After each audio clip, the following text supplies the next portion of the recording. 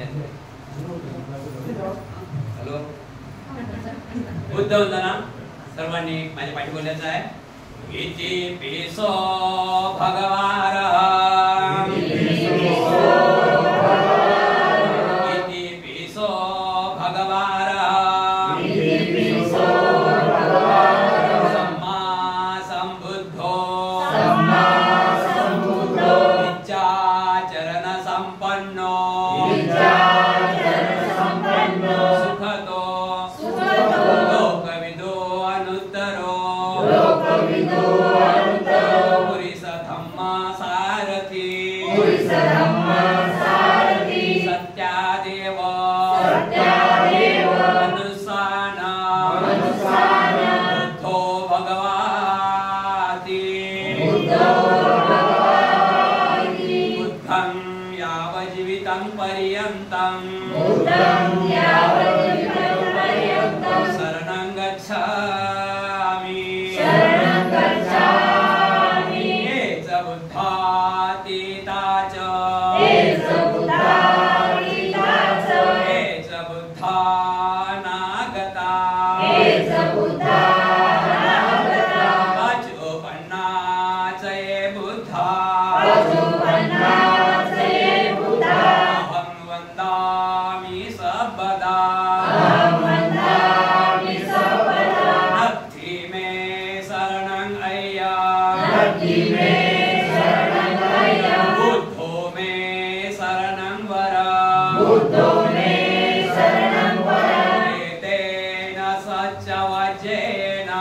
एतेन सच्चवचेन होतु मे जयमङ्गलम्. उत्तमङ्गेन वन्देऽहम् पादपंसो वरुत्तमम्. बुद्धो यो खलिसो दोषो, बुद्धो खमातु तं मम. यं किञ्चिरत्नं लोके विज्जति विविधा पुथो, रत्नं बुद्धसमं नत्थि. तस्मात् शुद्धि भवन्तु मे,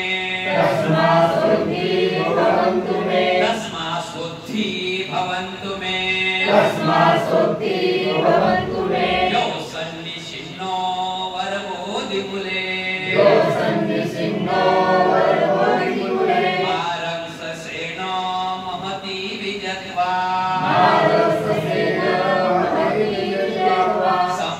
सम्बोधिमागच्छि अनन्तयानो,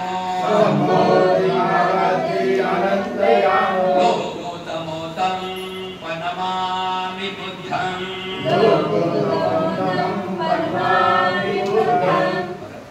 इति पिसो भगवारः, सम्मा सम्बुद्धो विद्याचरण संपन्नो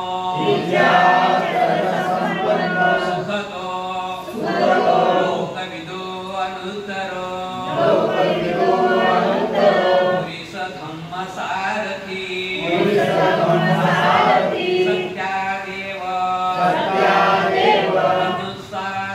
मनुष्यानं बुद्धो भगवाति. बुद्धं यावज्जीवितं पर्यन्तं शरणं गच्छामि. ये च बुद्धातीता च, ये च बुद्धानागता, पचोपन्ना च ये बुद्धा, अहं वन्दामि सर्वदा. नत्थि मे शरणं अय्या,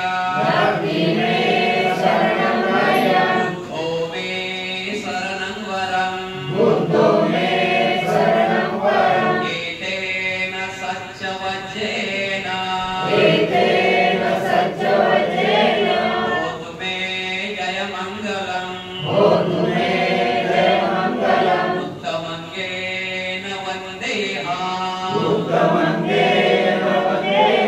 पादपंसो वरुत्तमं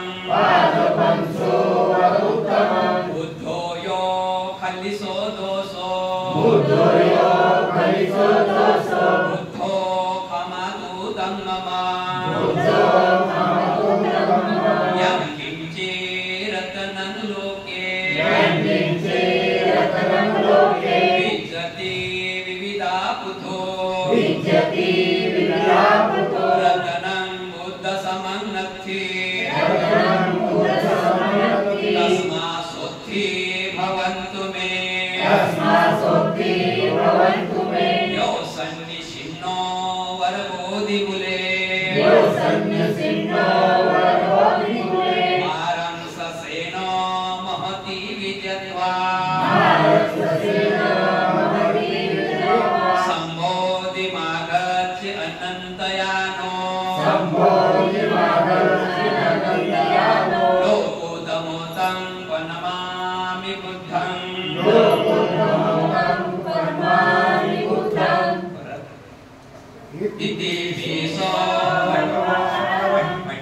इति पीसो भगवारः शब्दाला पण जोडणे इति पीसो भगवारः सम्मा संबुद्धो विचाचरण संपन्नो सुखदो लोकविदो अनुत्तरो पुरुष धम्मसारथि सत्यादेव मनुष्याणां बुद्धो भगवाति बुद्धं यावज्जीवितं पर्यन्तं शरणं गच्छामि एष बुद्धातीता च एष बुद्धानागता अचूपन्ना च ये बुद्धा अहं वदामि सर्वदा नत्थि मे शरणं अय्या बुद्धो मे शरणं वरा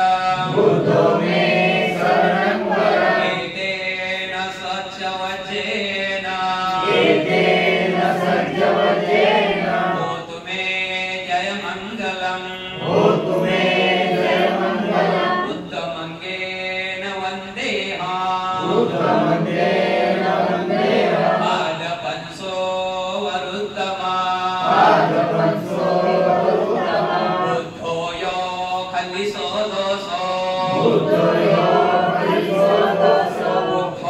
खमतु धम्मम् यं किञ्चिरतनं लोके विजति विविधा पुथो रतनं बुद्धसमं नत्थि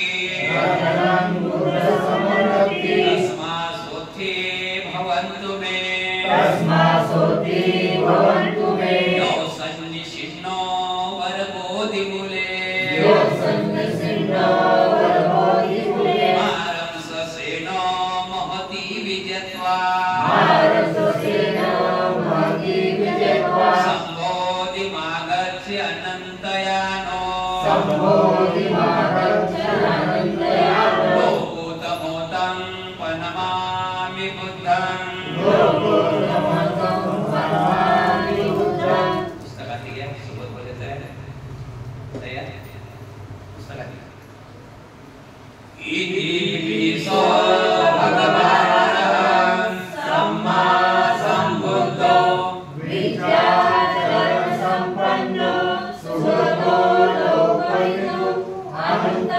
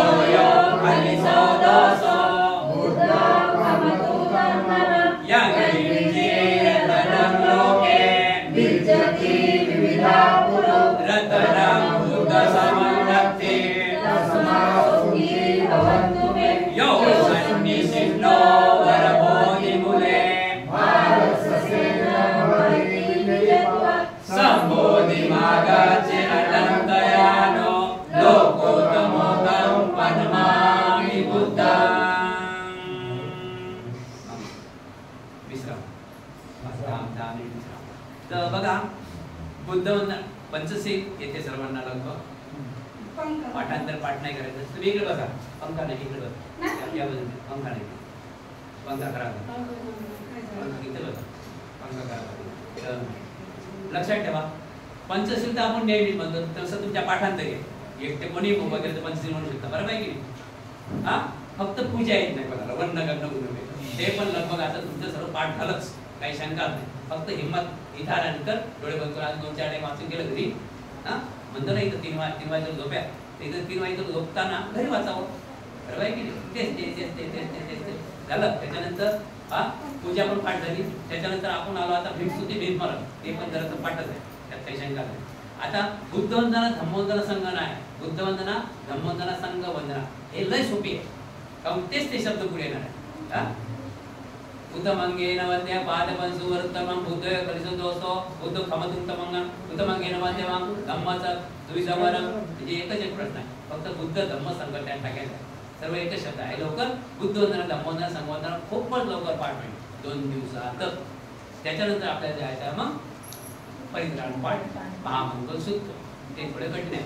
महामंगलसूत्र कठीण आहे, करिमेत्र सूत्र कठीण आहे, ते तुम्हाला लवकर सांगणार नाही. नंतर पहिले महामंगलसूत्र घेऊ, नंतर महामंगल गाथा घेऊ, नंतर आव्हान सूत्र म्हणजे परित्राण 3 गाथा, नंतर जय मंगलष्ट गाथा. जर 4 जरी गाथा घेतल्या तर बंदीजी कुठे बसला आज पुढची रुया जीवनामध्ये कुठे झालं. फक्त 8 दिवस अजून ते हे माने एवढं जर शिकलो ना तरी तुमचा विजय झाला असं लिहून घेऊ. कोणाही भिक्खूची काही अडचण पडणार नाही. आम्ही तेवढंच आहे, तेवढंच लोक म्हणतात जरा काही काही. म्हणून तुम्ही लोकांनी जागृत राहायला पाहिजे. भिक्खू आज नाही, भिक्खू नसतात. त्यामुळे बौद्धाचार्याने तयार झालं पाहिजे. बौद्धाचार्य हा फक्त नावापुरता नसावा, अभ्यास असावा. एवढं जर मी शिकवलं ना तेवढं 8 दिवसात तुम्ही शिकता परिपूर्ण. एवढं जर शिकवलं पुन्हा तुम्हाला शिकवण्याचं शिक्षणाला काही गरज पडणार नाही. तेवढंच या जीवनामध्ये परित्राण पाठ जाते. जय मंगलष्ट गाथा बरोबर आहे की? जय मंगलष्ट तर सरासरी येते, अहो ते गाण्यात आलीमध्ये आहे ते लोक बरोबर आहे ना. एवढं शिका.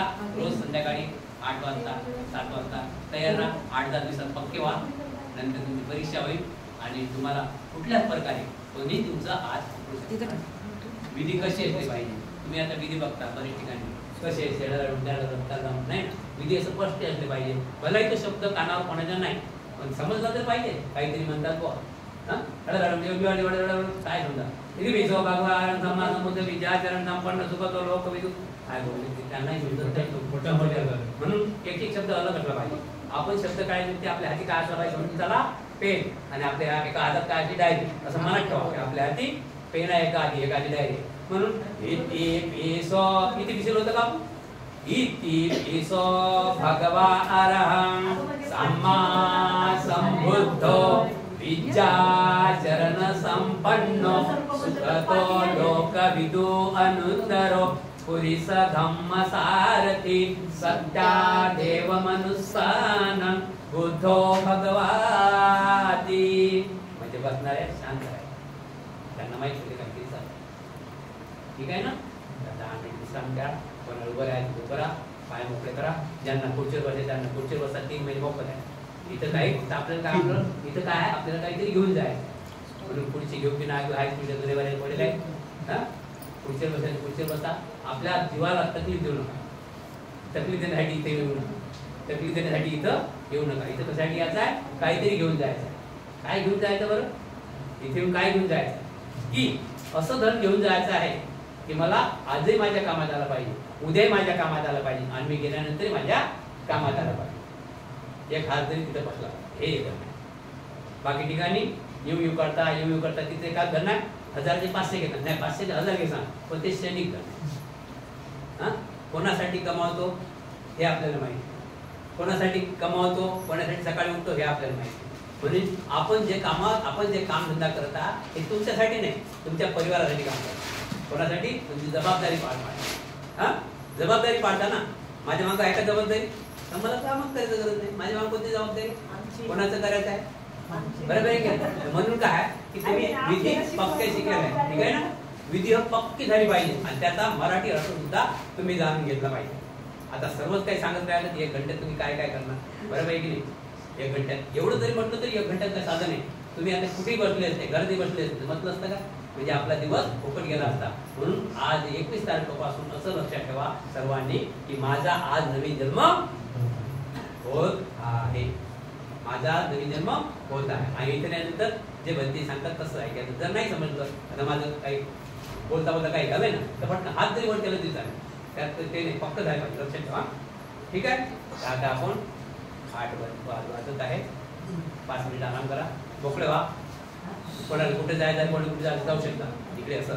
ठीक आहे. पण तुमच्यात नाही आज इकडे. ठीक आहे. मोकळे पाय करा. मंगळ. आणि दुसरी गोष्ट विधी चालू असताना कोणी बी विधी चालू असताना नमामी करायचं काम नाही. नाही एक फोटो देतो तुम्हाला रमाबाईचा आणि बाबासाहेबाचा. हात जोडायचा आहे. विधीला सुरुवात करत आहोत. ग्रंथाला नमो तस् भगवतो अरहतो सम्मा संबुद्धस्स. नमो तस् भगवतो अरहतो सम्मा संबुद्धस्स. नमो तस् भगवतो अरहतो सम्मा संबुद्धस्स. नमो तस् भगवतो अरहतो सम्मा संबुद्धस्स. बुद्धं शरणं गच्छामि. बुद्धं शरणं गच्छामि. धम्मं शरणं गच्छामि. धम्मं शरणं गच्छामि. संघं शरणं गच्छामि. संघं शरणं गच्छामि. द्वितीयम्पि बुद्धं शरणं गच्छामि. द्वितीयम्पि बुद्धं शरणं गच्छामि. द्वितीयम्पि धम्मं शरणं गच्छामि.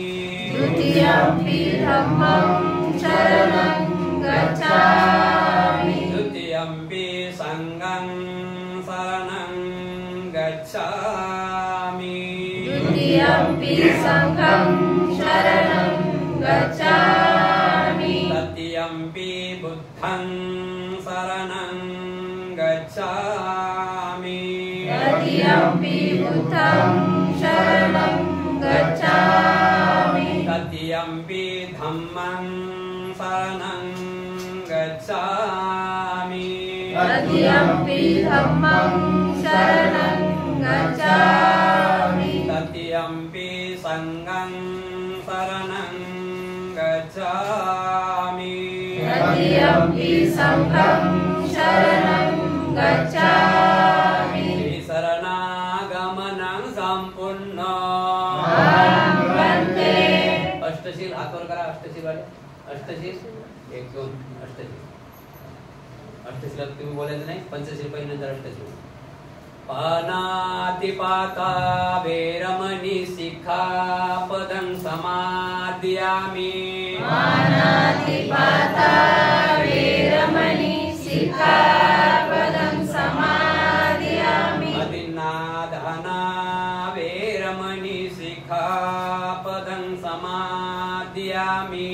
अदिन्नदाना वेरमणि शिखापदं समादयामि. अमे सुमिच्चाचारा वेरमणि शिखापदं समादयामि.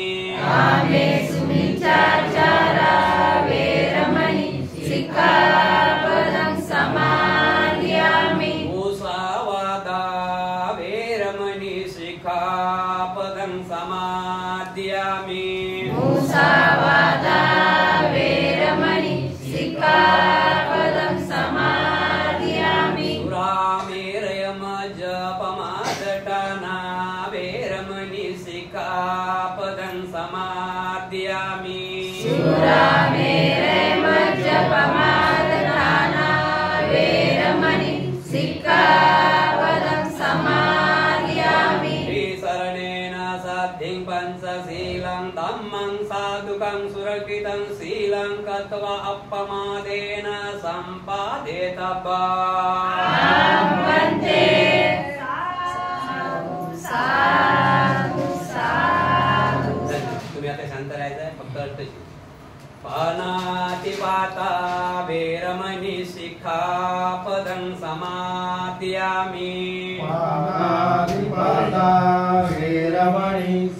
सिक्खापदं समादियामि अधिन्नादाना वेरमणि सिक्खापदं समादियामि अधिन्नादाना वेरमणि सिक्खापदं समादियामि अब्रह्मचर्या वेरमणि सिक्खापदं समादियामि ब्रह्मचर्या वेरमणि सिक्खापदं समादियामि मुसावादा वेरमणि सिक्खापदं समादियामि मुसावादा वेरमणि सिक्खापदं समादियामि सुरामेरयम जपमादट्ठाना वेरमणि सिक्खापदं समादियामि पुरामेरयमज्जपमादठाना वेरमणि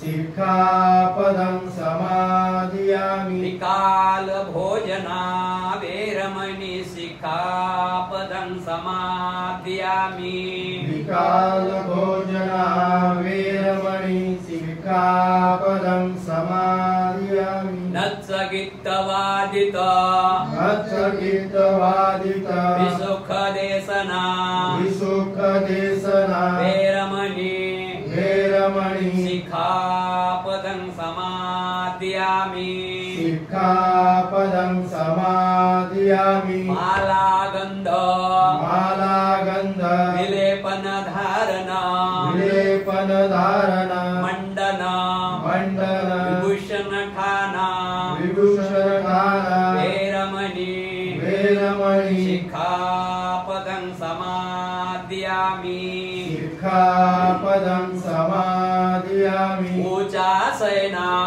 उच्चासना महासना महासेना वेरमणि वेरमणि सिक्खापदं समादियामि सिक्खापदं समादियामि शरणेन साधिं अष्टशीलं धम्मं साधुकं सुरक्षितं शीलं गत्वा अपमादेन सम्पादेतव्या अहं वन्दे साधु साधु साधु तर पुढे या ना कचरा आहे का कपडा घ्या साफ करा पुढे पुढे या ना बेटा चांगलं जागा मोठे आहे ना बस पुढे पुढे या पुढे पुढे साफ करा ना ते नवीन चटई पुढे पुढे या पुढे पुढे नवीन आहे ते चटई पुढे पुढे या पुढे पुढे ते तुम्हाला माहिती पडत ना म्हणून म्हटलं पुढे पुढे या थोडं मला सांगा ठीक आहे सर्वांनी आता 3 वेळा साधू म्हणा शांत राहा कोणी कोणाची बोलायचं नाही म्हणा 3 वेळा साधू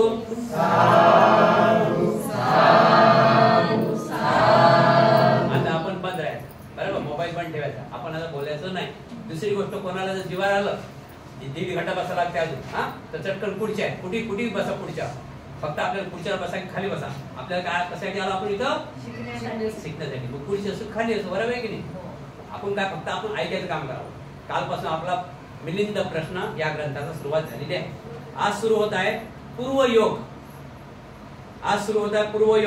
त्यांचा पूर्वी जन्माची कथा पूर्वयोगाचा अर्थ आहे की त्यांनी पूर्वी जन्म केलेले कर्म पूर्वयोगाचा अर्थ आहे की त्यांची पूर्वी जन्मी केलेली कर्म प्राचीन काळी भगवान काश्यप बुद्ध चे समय गंगा नदीच्या काठी एका आश्रमात एक फार मोठा भिक्खू संघ वास्तव्य करीत होता भ्रष्टाचारी आणि शील संपन्न ते भिक्खू प्राप्त काळी उठून बुद्ध गुणाचे स्मरण करत असतात संपूर्ण अंगण झाडून काढीत व केर कचरा एकत्र करीत असत प्राचीन काळी गंगा नदीच्या काठी म्हणजे भिक्खू संघाला एक महत्त्वाचा मुद्दा भिक्खू संघाच्या समोर काय पाहिजे नदी पाहिजे पाणी पाहिजे जल असणं गरजेचं आहे त्याच्यानंतर डोंगरही असणे गरजेचं आहे जल आणि डोंगर हे महत्त्वाच्या चीज आहेत भिक्खू संघाच्या म्हणून गंगा नदीच्या काठी प्राचीन काळी काही भिक्खू राहत होते म्हणजे भिक्खू सेंटर होतं काय होतं तिथं भिक्खू सेंटर होतं त्यामध्ये काय सामनेर उपासक उपासिका अशा प्रकारे सामनेर आणि सामनेरी राहत होते आणि प्रत्येकाचंच काम आता माझं काम आहे बरोबर आहे की नाही तुम्ही याच्या अगोदर झळ मारला की नाही मारला की नाही कोण मारला हात वर करा कारण मला राहायचं आहे ना, मला राहायचा महत्वाचा मुद्दा, मला राहायचं मला झाडू मारावं लागेल ना. तर आता तुमच्या समोर झाडू मारला की नाही, तर अशा प्रकारे जिथे भिक्खू राहतात त्यांचं त्यांना करावंच लागेल. कोणी झाडू मारायला बरं.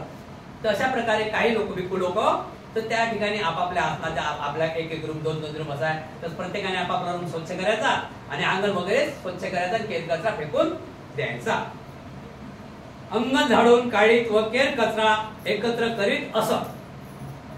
एके दिवशी एका भिक्खूने कान्या एका आश्रमास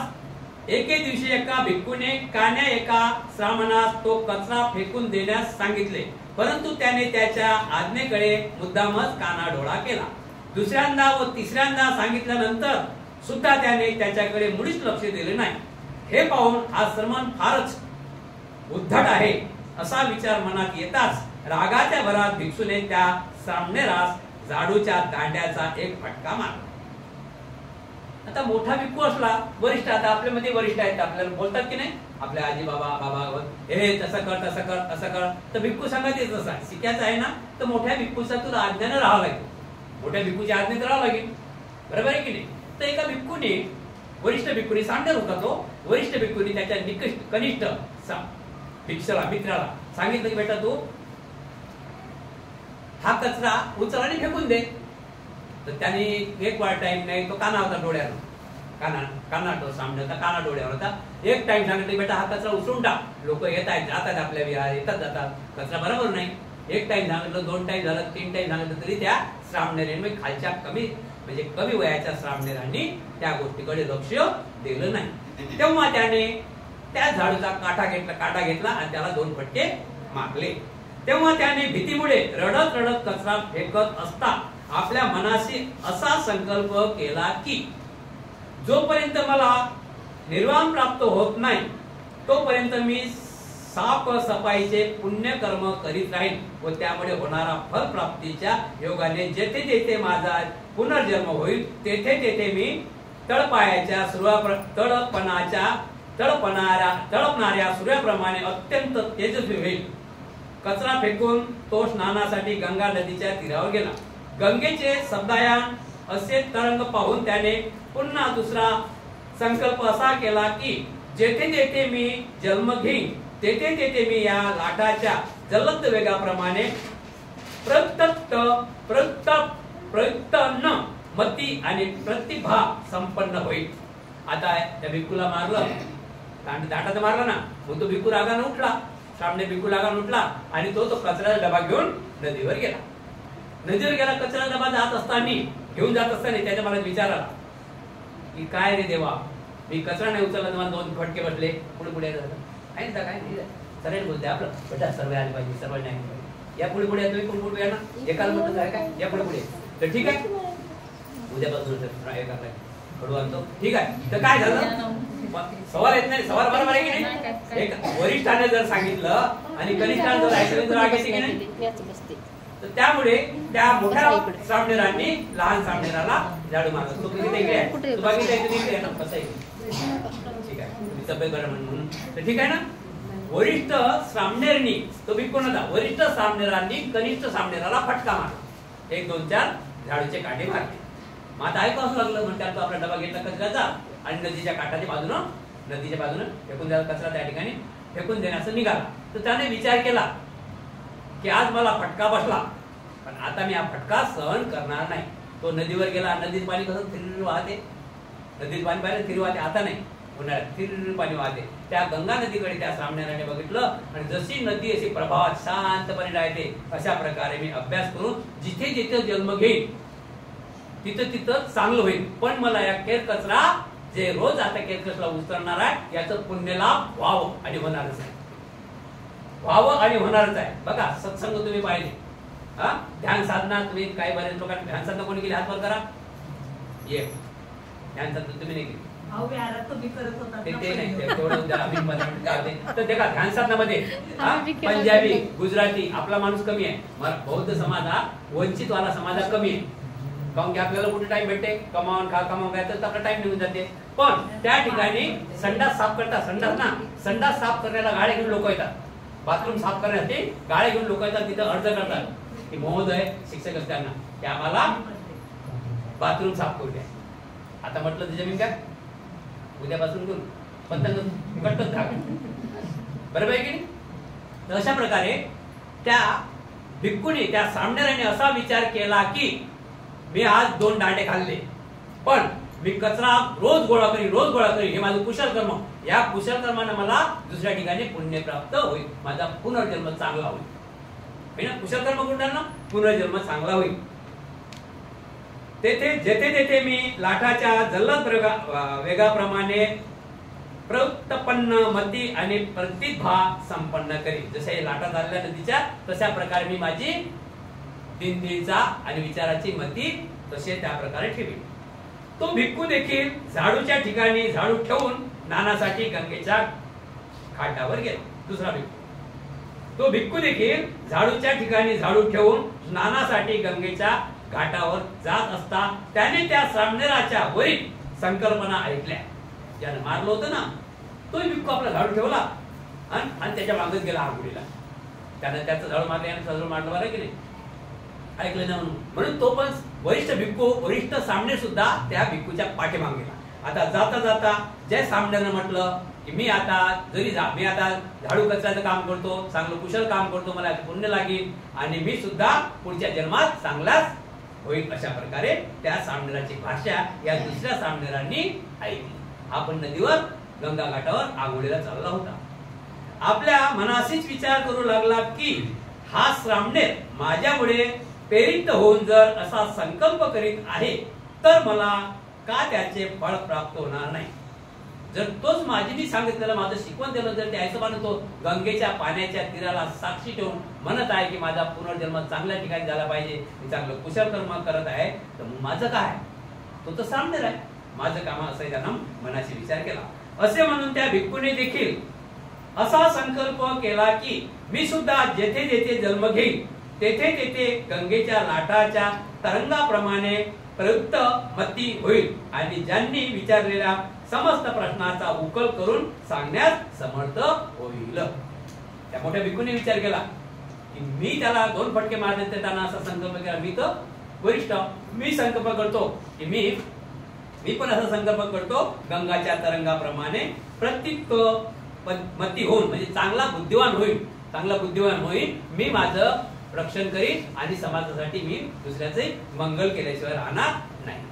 पुढे इकडे या जागा आहे नक्की या बेटा, पुढे यायचं टेबल पर्यंत या इकडे पुढे एक बसले की येतात घडी बोलायचं काम नाही पडलं. इकडे चटकन इकडे पुढे या पुढे माणसं वाढतात आणि ते देणारे तिकडेच बसतात. या इकडे पुढे ठीक आहे. हा देवलोक आणि मानव त्यांना घड्याळ द्यायचे, एकच घड्याळ आहे. ठीक आहे पुढे या. देवलोक आणि मानव लोकात जन्म घेत घेत त्या दोघांनीही एक बुद्धांतर व्यक्तित्व केले.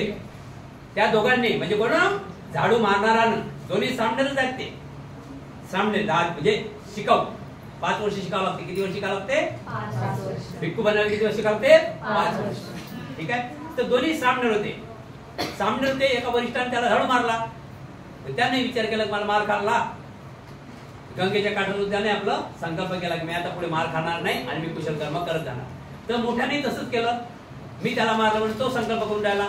म्हणून त्या दोघांनी असा संकल्प केला की आपण बुद्धत्वापर्यंत पोहोचलो पाहिजे, म्हणजे खूप बुद्धिवान झालो पाहिजे. बुद्धत्वापर्यंत पोहोचणं म्हणजे काय? बुद्धिवान झालो पाहिजे असा त्यांनी दोघांनी संकल्प केला. म्हणजे त्यानं त्याचा केला, याने असा केला, याचा केला. तेव्हा त्यांच्या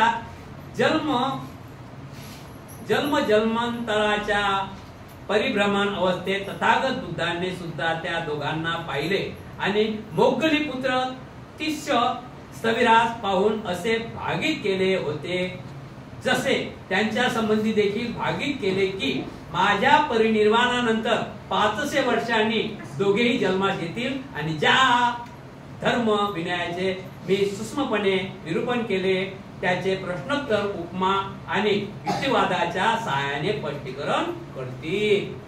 आता या दोघांची चर्चा पाहून तथागत भगवान गौतम बुद्धाचा मतलब काय? तथागत बघा पद्य काय? तथागत तथागत म्हणजे काय? जसा बोले तसा त्याला म्हणतात तथागत.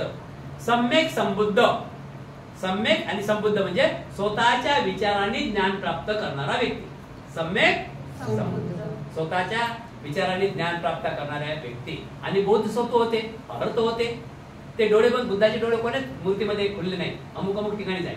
तर बुद्ध डोळे बंद केले तरी तेच निसर्गाचा आणि सर्वांचा अहवाल घेत होते. तर बुद्धांच्या कानावर हा शब्द पडला की या दोघांनी संकल्प केला. म्हणून भगवान बुद्धांनी 30 अरितास, 30 नावाचा स्थवीर होता. स्थवीर म्हणजे बघा, सामनेर, भिक्खू, थेरो, महाथेरो, त्याला स्थवीर म्हणता गेलं. डिग्री आहे शेवटची. स्थवीर बनण्यासाठी 20 वर्ष लागतात. किती वर्ष लागतात? 20 वर्ष स्थवीर बनण्यासाठी लागतात. आणि स्थवीर बनला की मग त्याचं काही टेन्शनच नाही. स्थवीर जाणू पण शकतात कुठं काय चाललं काय. ते थेरो, पहिले थेरो, महाथेरो, महाथेरो तेच स्थवीर, महाथेरो तेच स्थवीर. 20 वर्षानं स्थवीर माणूस होते. बरोबर. 10 वर्षात थेरो होते आणि 20 वर्षात महाथेरो, मग तेच महास्थवीर. ठीक आहे. तर अशा प्रकारे तथागत भगवान गौतम बुद्धांनी 30 महास्थवीरात बोलावलं. 30 महास्थवीरात बोलावलं आणि बुद्धांनी 30 महास्थवीराला सांगितलं की हे 30 महास्थवीर मी गेल्यानंतर, माझं परिनिर्वाण झाल्यानंतर काही दिवसांनी या दोघांचा नंबर हे पृथ्वी तलावर जन्म घेते. आणि जो मी धम्म मानवाच्या हिताचा, सुखाचा, कल्याणाचा आहे तो धम्म हा जाणून घेतील आणि सर्वांचं मंगल केल्याचे राहणार नाही. तर असं कोणाला सांगितलं? 30 महास्थवीरांना बुद्धांनी सांगितलं. त्यानुसार त्या दोघांपैकी सामनेर हा जम्बूद्वीपातील सागर नावाच्या नगरीचा मिलिंद नावाने प्रसिद्ध झालेला राजा झाला. जो पहिला मारणारा होता ना, तो काय झाला? मारणारा काय झाला? जम्बूद्वीपातील सागर नावाच्या नगरीचा मिलिंद नावाने प्रसिद्ध पावलेला हा राजा झाला दुसऱ्या जन्मात. ठीक आहे. तो मोठा पंडित, चतुर, बुद्धिमान आणि समर्थ असा शासक होता. तो भूत, भविष्य आणि वर्तमान अशा तिन्ही योगाच्या बाबतीत जागरूक होता. त्याने स्वतः अनेक विद्यांचा अभ्यास केला होता, जसे श्रुती, स्मृती, साख्य, योग्य, न्याय, वैशिक, गणित, संगीत, वैदिक, वेद, सर्व पुराणे, इतिहास, ज्योतिष्य, मंत्रविद्या, तर्क, तंत्र, युद्धविद्या, छंद व सामूहिक अशा 19 विद्यामध्ये तो पारंगत होता.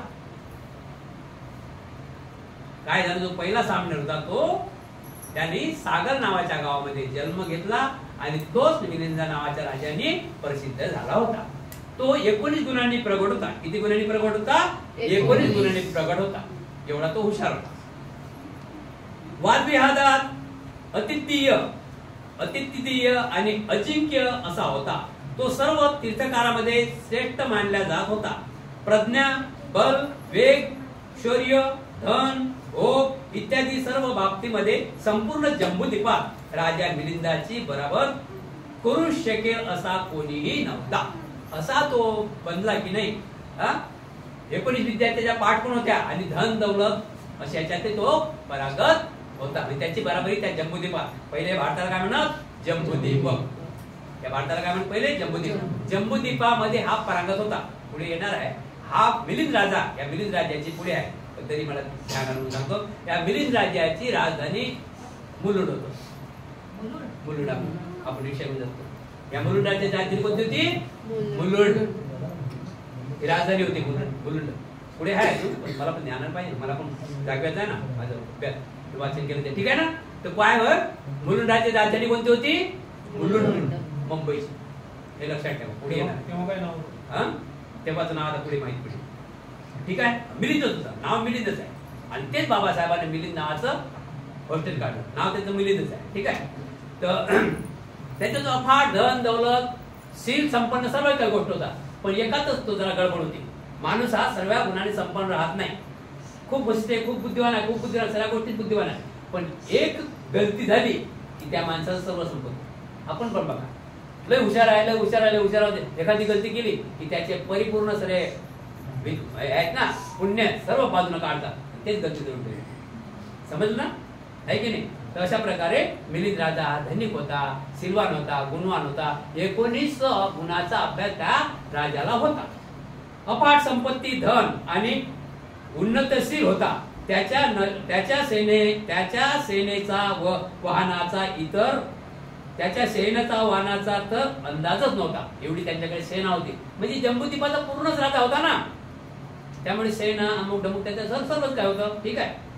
जेव्हा एक दिवशी आपल्या अनंत अशा चतुरंग सेनेचे निरीक्षण करण्याच्या हेतूने राजा मिलिंद नगराबाहेर पडला. सेनेची पाहणी करून होताच त्या वादप्रिय राजाने लोकायत आणि वित्तनवादी लोकांशी वार्तालाप करण्याच्या उद्देशाने सूर्याकडे पाहिले आणि आपल्या मंत्र्यांना उद्देशून तो म्हणाला, सूर्यास्तळाला अजून बराच अवकाश आहे, तोपर्यंत आपण काय करावे? त्यांच्यासह नगरात जाऊन वार्तालाप केल्यास तो माझा शंका कुशलांचे निरीक्षण करू शकेल असा कोणी एखादा सम्यक संबुद्धाचे सिद्धांत जाणणारा श्रमण, ब्राह्मण किंवा गणाचार्य पंडित आहे काय? मिलिंद राजा आपल्या कैक सैन्यासोबत गावात बरका मारायला निघाला आणि त्या गावात मुक्काम आहे. म्हणत संध्याकाळचे 6 वाजले, सूर्योदय होत आहे आणि काम तर झालं फिरणं, पण आता वेळची नाही. छंद आहे बघा ना, कोणाला कोणता छंद आहे, कोणाला कोणता छंद आहे, कोणाला कोणता छंद आहे. तुम्हाला इथे याचा छंद आहे, काही लोकांना कुठे जायचा छंद आहे. बरोबर आहे का? हा छंद आहे आणि चांगला छंद असावा माणसाला कोणता छंद असावा? चांगला असावा, वाईट छंद नसावा. बरोबर आहे की नाही? वाईट छंद हा आपलाही नुकसान करते आणि समोरच्याचं नुकसान करते, घरातली नुकसान करते. चांगला छंद हा आपलाही फायदा करते, दुसऱ्याचा फायदा करते आणि नातेवाईकाचा फायदा करते, समाजाच्या कामी येते. असा छंद हा चांगला छंद आहे.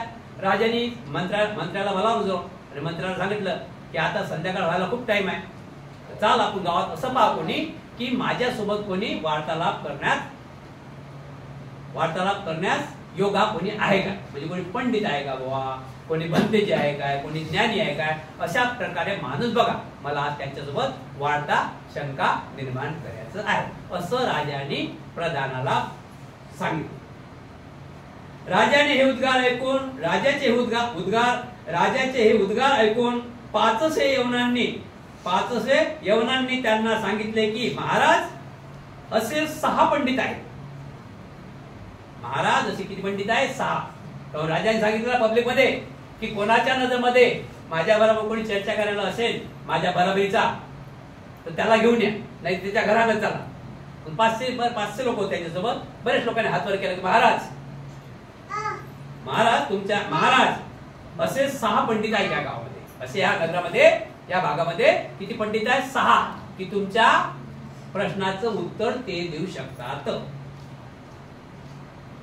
त्यावेळेस 6 पंडित कोणते होते बघा? पुरण कश्यप एक पंडित बघा कोणते होते? पुरण कश्यप, मखमली गोसाळ, निघटनाथ पुत्त, संजय वेदपुत्त, अजय केसंबली आणि कथन कंचान. ते संगनायक, गणनायक, गणाचार्य, प्रज्ञा आणि तीर्थकर आहेत. लोकात त्यांचा फार मान आहे. तेव्हा हे महाराज आपण त्यांच्याकडे जावे आणि आपल्या शंकाचं निरसन करावे. तर आता आपण कुठे चाललो? भगवान गौतम बुद्ध त्यावेळेस अस्तित्व होते.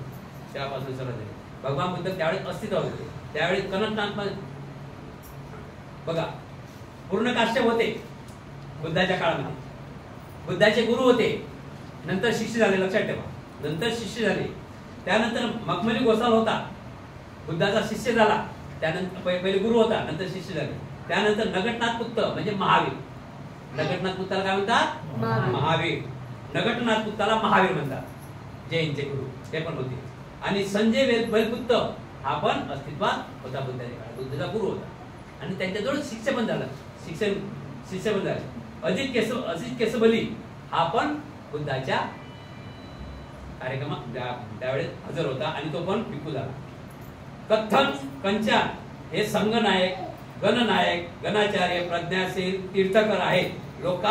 त्यांचा फार मान आहे. म्हणून राजा आम्हाला असं वाटते की त्या 6 मधून हे 6 लोक आहेत, त्यांना कोणाला आपल्याला भेटायचं आहे. जरूर तुम्ही भेटले की तुमच्या प्रश्नाचं उत्तर ते दिल्याशिवाय राहणार नाही, कारण ते नाव दिले होते.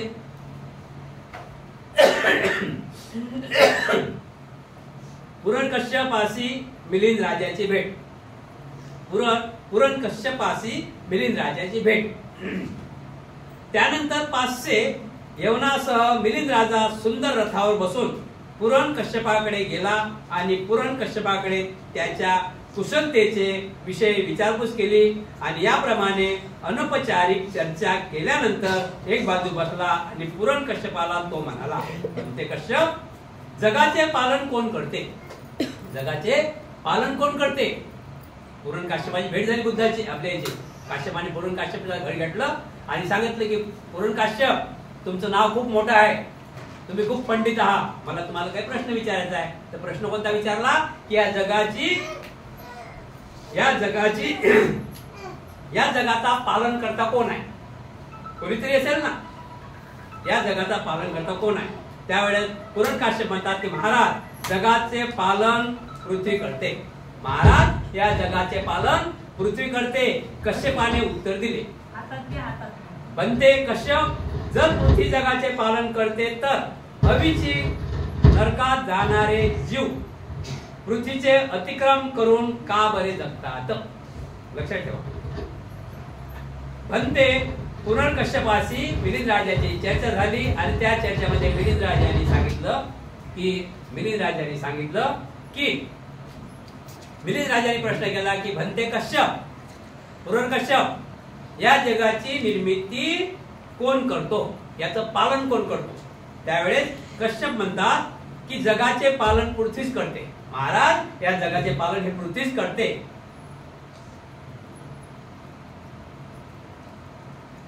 कश्यपाने उत्तर दिले की या जगाचे पालन पृथ्वीच करते. मिलिंद म्हणतात, बनते कश्यप, जर पृथ्वी जगाचे पालन करते तर अवीची नरकात जाणारे जीव पृथ्वीचे अतिक्रमण करून का बरे जातात? राजा हा प्रश्न ऐकून पुरणकश्यपाची तर भोबळीच वडली. त्याच्या तोंडातून शब्दही बाहेर पडेना. खांदे पडून तो चुपचाप हतबलत होऊन बसला.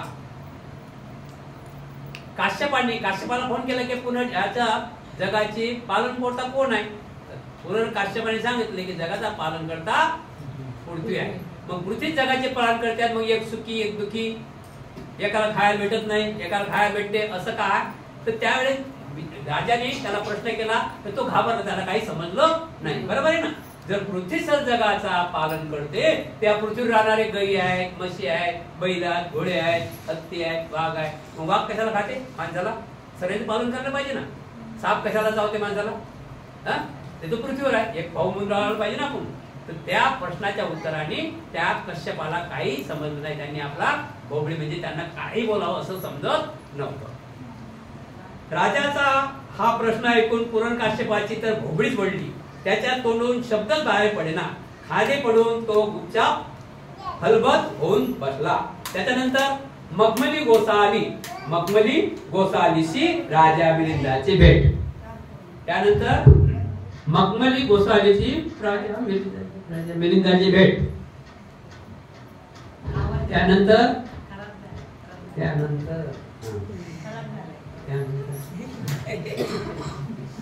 बस आता 6 किती पंडित आहेत तर 6. राजाला रात काढायची आहे. राजाला काय काढायची आहे? रात. रात कशी काढायची आहे? जुगार खेळून नाही काढायची, खाऊन पिऊन काढायची नाही. तर राजाला रात कशी काढायची आहे? चर्चा करून काढायची आहे. बरोबर आहे की नाही? त्याच्यानंतर राजा मखमली गोसालीस राजा मिलिंदची भेट. राजा मखमली गोसालची भेट घेण्यास गेला. मखमलीची भेट झाली. यानंतर मिलिंद राजाने मखमली गोसालीस पुच्छा केली, म्हणजे विचारणा केली. बनते गोसाल, पाप आणि पुण्य ही कर्म आहेत, है ना? पाप आणि पुण्य कर्म आहेत ना?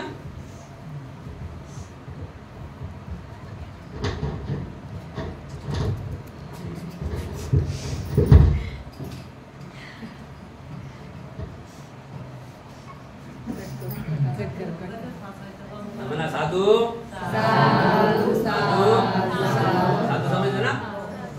फक्त हे असं जास्त असं करा.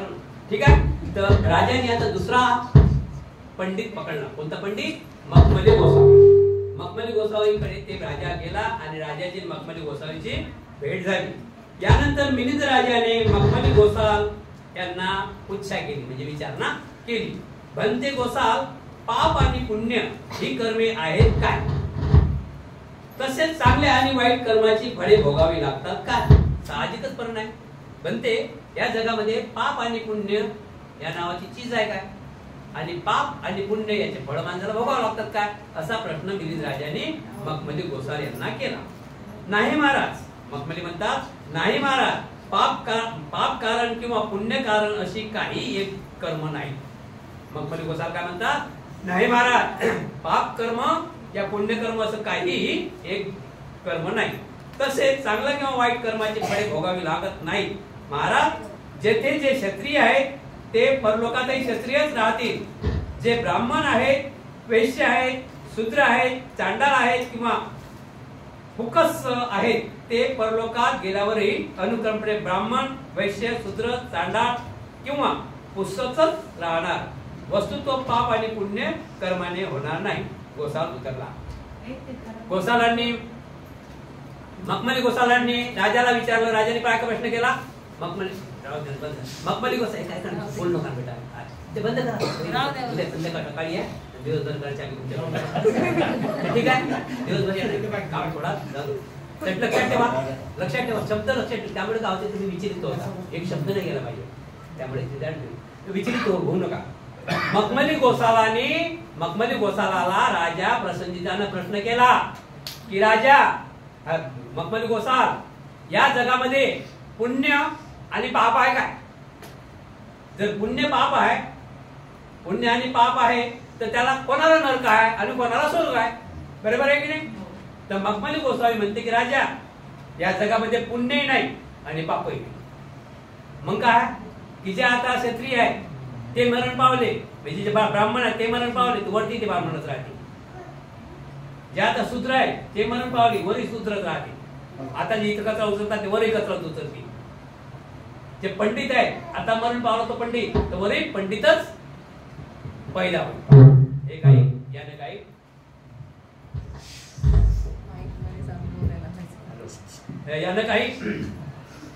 यानं काही राजाचं मन भरलं नाही. योग्य आहे ना? तुमचं तरी मन भरलं का? जर पाप नाही, पुण्य नाही, पापी नरकात जात नाही, पुण्य नरकात जात नाही, तर मग भीती नावाची चीजच नाही ना. कर्माचा मतलब काय आला? कर्माचा मतलब काय आला? कर्म चांगले केलं तर त्याचा चांगला लाभ होते आणि वाईट केले तर वाईट लाभ होते. आज आपण मार्केटमध्ये बघा, एखाद्याने कर्म चांगले केले तर त्याला म्हणतात क्या बात आहे. कर्म चांगले बघा कशाला म्हणतात? एक म्हातारा या बाजूला उभा आहे रोडच्या आणि त्या बाजूला त्याला जायचं आहे. त्या म्हाताऱ्याला आपण धरून त्या बाजूला नेलं तर चांगले कर्म आहेत की वाईट कर्म? मग त्याचं फळ भेटेल आपल्याला. आणि एखाद्याने त्याच पाकिट मारलं आणि निघून गेला तर कर्म वाईट आहेत की चांगले आहे? बरोबर आहे की नाही? तर असा प्रश्न केल्यानंतर मखमली गोसाल म्हणतात की महाराज, या जगामध्ये कर्मही नाही आणि पापही नाही, पुण्यही नाही. जो इथं मरण पावला, आता जो काम करत आहे तो तिथे गेला की तो तेच काम करेल. आता ब्राह्मण आहे तिथे गेला तो तेच ब्राह्मण होईल. आता जे शूद्र आहे तिथे गेला तो शूद्र होईल. आता जो वैश्य आहे तिथे गेला तो वैश्यच होईल. आणि अशा प्रकारे चर्चा झाली. भंते गोसाल, जेथे जर क्षत्रिय आहेत ते सर्व परलोकी गेल्यावरही क्षत्रिय म्हणून राहत असतील आणि पाप पुण्याचा कोणताच परिणाम होणार नसेल तर या लोकी जे लुंगे पांगळे आहेत ते परलोकी गेल्यावर सुद्धा लुंगे आणि पांगळे राहतील का?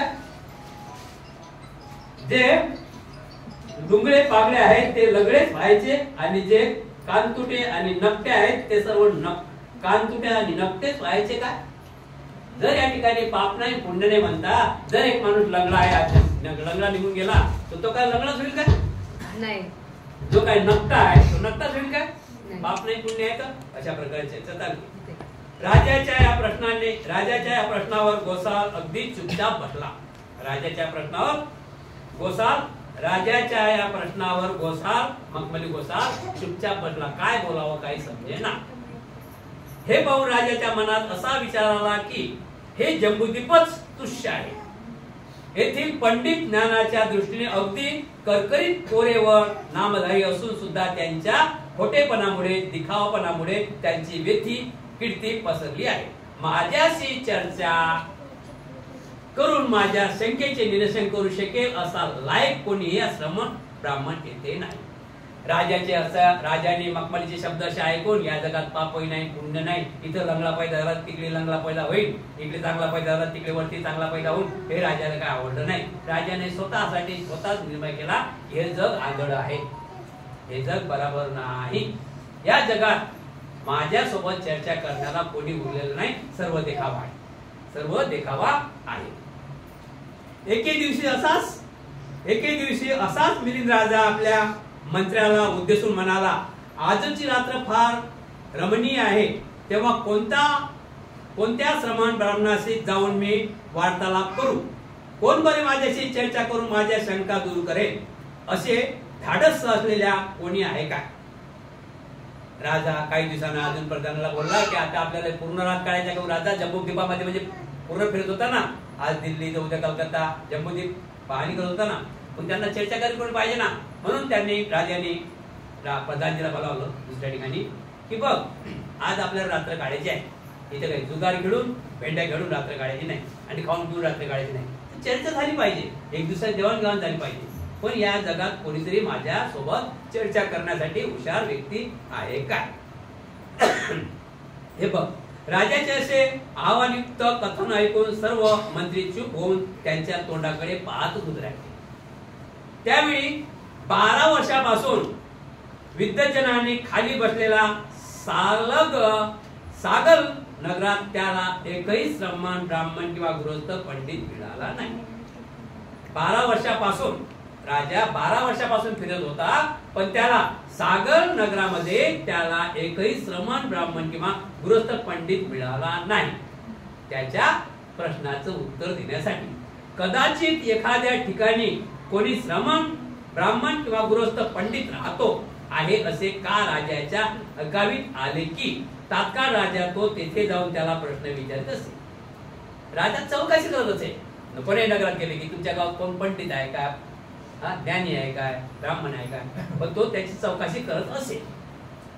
प्रश्नोत्तरात राजाचे समाधान करता न आल्यास तो अगदी गोंधळलेल्या स्थितीत गाव सोडून कुठेतरी निघून जात असे. राजा प्रत्येकाला बोलावे आणि लोक जातच, पण तिथे गेल्यानंतर राजाचा हार मानल्यानंतर राजाचे हार मानल्यानंतर किती गुणांनी राजा प्रसन्न होता, 19 गुणांनी. किती गुणांनी प्रसन्न होता राजा, 19 गुणांनी. आता 19 गुणांनी प्रसन्न कसा का होईल, पण तो राजाने बोलला जायचं, कोणी पंडित जायचा, कोणी संत जायचा, पण तिथे गेल्यानंतर त्याचे हार व्हायचे आणि त्याचे हार झाल्यानंतर तो काय करायचा, तर नगर सोडून निघून जायचा. असे पंडित त्या नगरातून निघून जाऊ लागले. लाज वाटायची ना की काश्यप वस्त्राचा मतलब काय, काश्यप वस्त्राचा मतलब त्याग आहे. या त्यागाचा मतलब काय की बुद्धिवान बनणे, परिनिर्वाणाला सामोरं जाणे, आणि जे आपल्याला मिळलं आहे म्हणजे जे मानवाच्या हितासाठी सुखासाठी कल्याणाचं आहे त्याचं वाटप करणं आणि निर्वाण प्राप्त करणे हा याचा मतलब आहे. तर अशा प्रकारे राजाने खूप काही ज्याच्या नगरामध्ये जात राजा त्या चर्चा करत, पण त्यांना कोणी 12 वर्ष कोणी भेटलं नाही. किती वर्ष, की त्यांच्या बराबरीत उत्तर देईल म्हणून लोक येत तो बोलाय, पण तेच अर्धवट उत्तर दिले की मग लाजीने खाली मान घालत आणि निघून जात, आपलं दप्तर उचलत आणि कोणी गावाला निघून जात. असे काही पंडितांनी शास्त्रज्ञांनी ते सागर नगर सोडलं होतं. जे कोणी गाव सोडण्याचा समर्थ असेल, जे कोणी गाव सोडण्यास असमर्थ असत, ते आपल्या पांडित्य दाखवत आपल्या निवासाने अगदी गुपचूप बसून राहत असत. साधारण सर्व भिक्खू सागर नगराचा त्याग करून हिमालय पर्वतावर निघून गेले होते. त्यावेळी हिमालय पर्वताच्या पायथ्याशी आलेला सुरक्षित अशा स्थानावर कोटीशीत अर्थ वास करीत होते. तर असं त्यावेळी भिक्खू होते समजलं, भिक्खूगण होतं. तर असे काही भिक्खू सुद्धा हिमालयाच्या पायथ्यावर निघून गेले होते. म्हणजे गाव ते वसाड पडलं होतं. कसं, पंडितच त्या गावात नाही, त्या गावात पंडितच नाही, कोण राहील. राजा त्यांना बोलावत होता, त्याच्या प्रश्नाचं उत्तर येत नव्हतं, म्हणून असे कैक पंडित भिक्खू हे सर्व हिमालयाच्या पर्वतावर राहत होते. आयुष्यमान अस्सगुत्ताचे भिक्खू संघास आचरण. आयुष्यमान अस्सगुत्ताचे भिक्खू संघास आचरण. त्यावेळी आयुष्यमान अस्सगुत्ताने कोणी एखादा कुलपुत्र ज्या ज्येष्ठ पदाच्या प्राप्तीसाठी गृहत्याग करून श्रमणत्वाचा अंगीकार करतो, तो त्या श्रेष्ठ निर्वाण पदाचा याच जीवनात लाभ करून घेतला जातो. त्याच्यात अपूर्व अशी श्रवण शक्ती होती. त्या श्रवण शक्तीच्या सामर्थ्यावर त्यांनी मिलिंद राजाचे उद्गार ऐकले आणि युगंधर पर्वताच्या पठावर आपल्या भिक्खू संघात सभा बोलावली आणि भिक्खू संघात उद्देशून त्यांनी इच्छा केली की हे औष मिलिंद राजाची चर्चा करून त्यांच्या शंकाचे निर्वाण करीत असा कोणी एखादा समर्थक भिक्खू आपणास दिसून आला काय. आता सर्व भिक्खूगण तिथे गेले हिमालयाच्या पर्वताशी. तर त्या हिमालयाच्या पर्वतावर आयुष्यमान अस्सगुत्त नावाचे अर्थ राहत होते आणि त्या ठिकाणी सर्व लोक जमा झाले. अस्सगुत्त भिक्खूंनी विचारलं, अस्सगुत्त भिक्खूंनी विचारले तुम्ही असे का आले. त्यांनी सांगितलं की सागर नावाच्या नगरामध्ये मिलिंद नावाचा राजा आहे आणि तो राजा आम्हाला खूप चर्चामध्ये आमचं परिधान करते, म्हणजे आमची हार करते. तर मग राजाने त्या संघामध्ये विचारलं की तुमच्या नजरमध्ये असा कोणी आहे काय की या मिलिंद राजाच्या प्रश्नाचं उत्तर देणारा तुमच्या कोणीतरी आहे काय, तुमच्या नजरमध्ये तरी आहे काय, असेल तर मला सांग. आणि त्यांनी मीटिंग भरवली संघाची. त्यांनी संघाची मीटिंग भरवली. असे विचारल्यानंतर ते सर्व कोटीसप्त अर्थगप्प बसून राहिले. हाच प्रश्न 3दा विचारल्यानंतर देखील एकानेही तोंड खोलले नाही. असं विचारलं की हे भिक्खू संघ काय तुम्ही काय करता, तुम्ही उद्या उत्तर देऊ शकत नाही, तुमच्यापेक्षा महान कोणी आहे काय, सांगा आपण त्याला बोलावू आणि त्यांच्याकडून मिलिंद राजाचं प्रश्नाचं उत्तर द्यायला म्हणजे आपला विजय होईल. त्यांनी असं मीटिंग घेतली आणि ते सर्व कोटीशीत अर्थ त्या ठिकाणी कोटीशीत नावाचा अर्थ भिक्खू होता. काय नावाचा? कोटीसप्त नावाचा अर्थ भिक्खू होता आणि तो गप्प बसून राहिला. हाच प्रश्न 3दा विचारल्यानंतर देखील तो एकाने तोंड खोलले नाही. कोटीसप्त तेव्हा आयुष्यमान अस्सगुत्त तेथे एकत्र जमलेल्या संगत सदस्यांना म्हणाले, हे आवस 33 भवनामध्ये वैजयंत राजवाड्याचा पूर्वेस केतुमती नावाचा प्रासाद वाडा आहे. तेथे महान नामक एक देवपुत्र राहतो. तो मिलिंद राजाशी चर्चा करून त्याच्या शंकाचे निवारण करण्यास समर्थ आहे.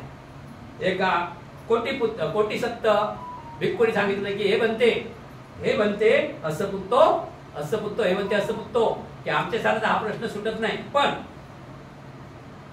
33 भवनामध्ये वैजयंत राजवाड्याच्या पूर्वेस केतुमती नावाचा प्रासाद वाडा आहे.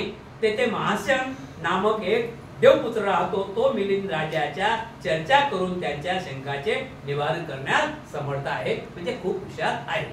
म्हणून राजा देवपुतास भेटण्यात जातात. ठीक आहे.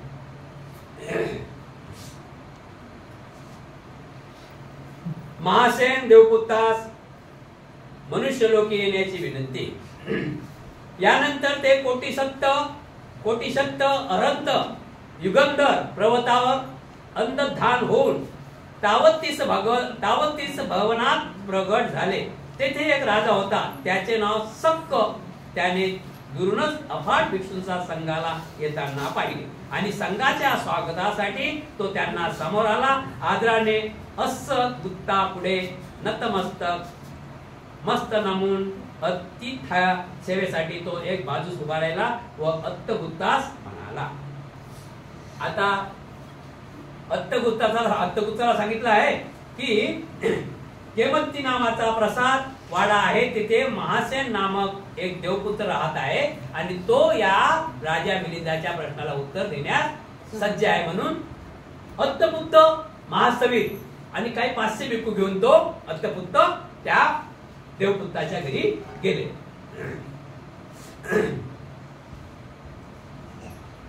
देवपुत्ताच्या घरी गेले आणि अत्तपुत्त आपल्या विहारात आले. अत्तपुत्त आपल्या नगरामध्ये विहारात आले म्हणून अत्तपुत्तासाठी स्वागत करण्यासाठी ते देवपुत्त उभे राहिले. पाहुणे म्हणून आपण उभं राहायचं ना, आणि त्यांचं स्वागत करत त्यांना आणलं, त्यांना आसनावर बसवलं. भन्त्य असगुप्त महान सत्पुरुषाच्या संघाचे कोणत्या कारणास्तव आगमन झाले. भन्ते कोटीसत्त म्हणतात की अत्तपुत्त भन्ते एवढ्या मोठ्या महान संघाचे माझ्या नगरामध्ये, माझ्या विहारामध्ये अशा कशासाठी या संघाचे आगमन झाले. मी सदैव संघाच्या सेवेकरिता तयार आहे, पण ते सांगा मी आपणासाठी काय करू. तुम्ही माझ्या विहारामध्ये आले, खूप मला आनंद वाटला, आणि मी काय करू तुमच्यासाठी ते मला सांगा. मी संघासाठी तना मनाने संघाची सेवा करण्यात तयार आहोत. काय तुमचा सवाल आहे हे मला सांगा. यावर संघनायक असगुप्त म्हणाले, हे महाराज, जम्बूद्वीपातील सागर नावाच्या नगरात मिलिंद नावाचा राजा आहे. वादविवाद करण्यात त्याची बरोबरी करणारा दुसरा कोणी नाही. तेव्हा त्यांच्यावर मात करणे तर दूरच राहिले. एवढा तो जबरदस्त आहे. तो समस्त संपदामध्ये संघ संस्थापकामध्ये श्रेष्ठ समजला जातो. निरनिराळ्या संघाकडे जाऊन त्याने कोठ्यात टाकणारे बिकट प्रश्न विचारून हैराण करण्याची चर्चा केलेली आहे. त्याला सवय आहे की देवपुत्ता, आम्ही यासाठी आलेलो आहोत की भिक्खू संघ हा महान आहे. भिक्खू संघाला हे तिसरं रत्न मानलं गेलेलं आहे. बुद्ध रत्न, धम्मरत्न, संघरत्न, चौथं रत्न नाही. या महान रत्नाला जर हरवणारा हा उपासक असेल तर याची बराबरी करायला पाहिजे ना. हे आपल्यामध्ये कोणी आहे की नाही आहे. मग संघाचा अर्थ काय, या चिवटचा अर्थ काय, या त्यागाचा अर्थ काय. चंद भिक्कवे चारिकं बहुजन हिता सुखाय लोकानुकंपाय देस भिक्कवे देसत भिक्कवे धम्मं आदि कल्याण म्हणजे कल्याण पर्यवसान कल्याण. बुद्धांनी सांगितलं, भिक्खू तुमचंही मंगल करा, समाजाचंही मंगल करा, प्राण्याचंही मंगल करा आणि निसर्गाचंही मंगल करा.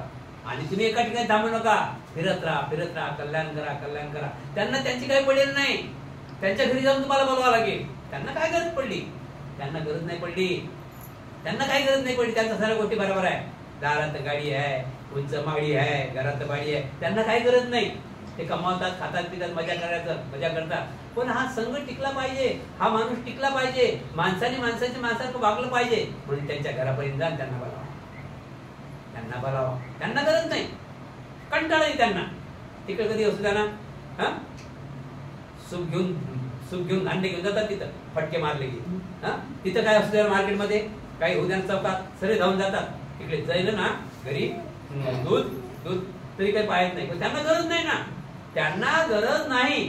त्यांना चांगलं बनण्याची गरज नाही. म्हणून भिक्खू तुम्ही जा, आणि म्हणून आम्ही तुमच्याकडे आलो. जर भिक्खू संघ बदनाम झाला, जर राजा गृहस्थी हर गोष्टीने नटलेला आहे, त्याचा जर विजय झाला तर संघाला कोण मानीन, त्यागाला कोण मानीन. खायासाठी त्याग आहे का. म्हणून आम्ही तुमच्याकडे आलेलो आहोत. सक्क म्हणाला, भन्ते असगुप्त, देवपद सोडून मनुष्य लोकी जन्म घेणारा तो हाच मिलिंद राजा होय. हुशार होता असगुप्त. महासवीर हुशार होता. त्यांनी आपल्या ध्यानामध्ये बदल बनवलं. त्यांना आपल्या ध्यानामध्ये विचार केला आणि सांगितलं की कोटीसत्त आणि असगुप्त, तुम्ही जो मिलिंद राजा म्हणता तो मिलिंद राजा नाही. सक्क म्हणणारा भन्ते असगुप्त, देवपद सोडून मनुष्य लोकी जन्म घेणारा तो हाच मिलिंद राजा होय. त्यानं जन्म पुन्हा घेतलेला आहे. आणि भन्ते असगुप्त येथे शेजारीच केतिमत्ती प्रसादात महासेन नामक देवपुत्र वास्तव करीत आहे.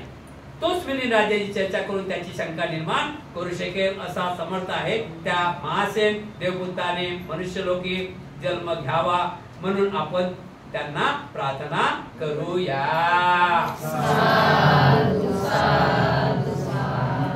त्यानंतर देवाचा राजा सक्क भिक्खू संघाला समोर येऊन केतुमती प्रासादात जाऊन दाखल झाला आणि महासेनाला आलिंगन देऊन म्हणाला, हे मारीस, मनुष्य लोकात आपण जन्म घ्यावा. हे मारीस, मनुष्य लोकात आपण जन्म घ्यावा. तू राजा मिलिंदाशी कोणी बराबरी करू शकत नाही. अशी भिक्खू संघ आपणास प्रार्थना करीत आहे. नाही म्हणते, मनुष्य लोकांशी मला काही कर्तव्य नाही. कामकाजाच्या व्यर्थ रडगण्यात भडलेल्या जाणाऱ्या जीवनात क्षणाची देखील उसत मिळत नाही. पण ते तुम्ही म्हणता की लोक या भूतलावर लोकांना सुधारण्यासाठी तुम्ही जन्म घ्यावा. पण देवपुत्र काय म्हणतात? देवपुत्र काय म्हणतात की म्हणते तुम्ही असं म्हणता, पण या लोकांना सुधारणं साधी गोष्ट नाही. साधी गोष्ट आहे का? इकडे इथून चाललं तिथं तरी म्हणजे येत तरी जमत नाही सुधारणं चांगलं नाही ना. किती काय साधी गोष्ट आहे का? एखादं काय माणसाला धरून बांधलं ना, त्याला तो पण सुधारते, बांधलं पक्क. पण नाही सुधारत. त्यांनी विचार केला की सुधारणार नाही, तर हे काय करा, इथून काय इथून असे वाहणार तरी सुधारणार काय गरज पडली त्यांना. कारण काय, सरळ मिळून राहिलं. पण सरळ मिळून राहिले, शनी म्हणून राहिलं ना. सरळ मिळून राहिलं मानतो, पण शनी म्हणून राहिलं ना. जीवन समजून नाही राहिलं ना. जीवनाचा अर्थ काय? जीवन तर समजलं पाहिजे ना. आपण जीवन जगतो त्याचा अर्थ समजला पाहिजे ना. त्याचा अर्थ समजला नाही तर काय फायदा? बघा ना,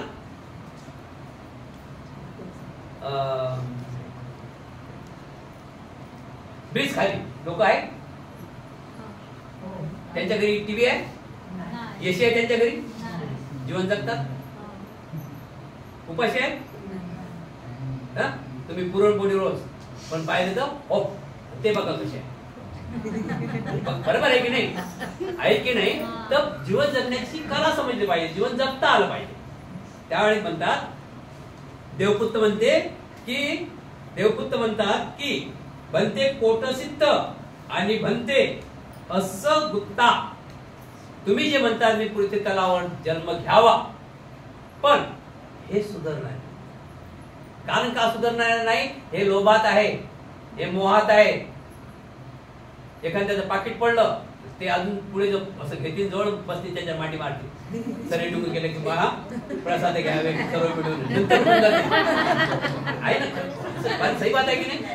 काऊन लोभात आहेत ना. यांना सुधारणं साधी गोष्ट नाही. माणूस घोड्याला सुधरवते, पण माणसाला सुधारणं आपलीच नाही बरं. माणसाला सुधारणं साधी गोष्ट नाही. तुम्ही मला जन्म घेऊन देऊ नका. त्या देवपुत्रांनी असं गुत्तास आणि कोटी सत्तास सांगितले, मला तू जन्म घेऊ देऊ नको. हे नाही समजत. बनते मनुष्य लोकांशी मला काही कर्तव्य नाही. त्यांनी जसं व्हावं तसं व्हावं. मनुष्य लोकांशी मला काही कर्तव्य नाही. कामकाजाच्या व्यर्थ रगडण्यात घडलेल्या जाणाऱ्या जीवनात क्षणाची देखील फुरसत मिळत नाही. हे कामधंदे करता ज्याला क्षणाची फुरसत मिळत नाही, ते त्यांच्याच कामात आहे. आला, जेवला, झोपला, सकाळी उठला, 5 वाजले, येऊन केलं, गरम घेतलं, थंड घेतलं आणि काढला, डबा घेतला आणि चालला घेऊन हळदी झाड भाजीनं रस्त्यात झाडते, हळदी तिथं खाते. अशा प्रकारे काय लोकांना समजावून सांगावं? असो त्राही करून सोडणारे मानव जीवन आहे. असं त्राही करून सोडणारे मानव जीवन आहे. म्हणजे हा कष्ट त्राही करणारे मानव जीवन आहे. फक्त आयल्यासाठीच आहे. कमाव खाव, कमाव खाव, कमाव. काय समजून सांगावं? तेव्हा म्हणते, मी येथे देवलोकातच क्रमांक वरच्या पायऱ्या गाठून जन्म ग्रहण करीन. कृपा करून मला पृथ्वी तलावर जन्म घेऊ नका. मी देवलोकातच पुन्हा जन्म घेईन आणि देवलोकाची सेवा करीन. ते पुरलं, पण यांची सेवा करणं मला पुरत नाही. कसे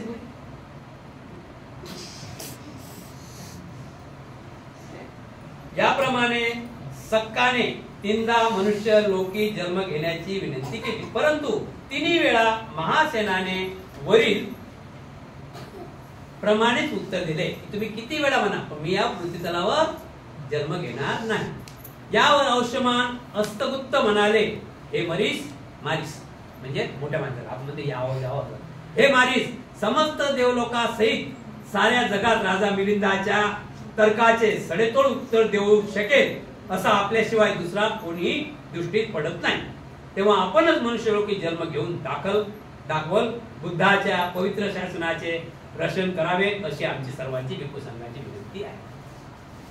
राजा मिलिंदाच्या तर्काला भेदून बुद्ध शासनाचे आपण रक्षण करू शका हे ऐकून महाशनाने अतिशय आनंद झाला आणि असेच आहे तर ठीक आहे, मी मनुष्यलोकी जन्म ग्रहण करीन असे त्याने अभिवादन दिले.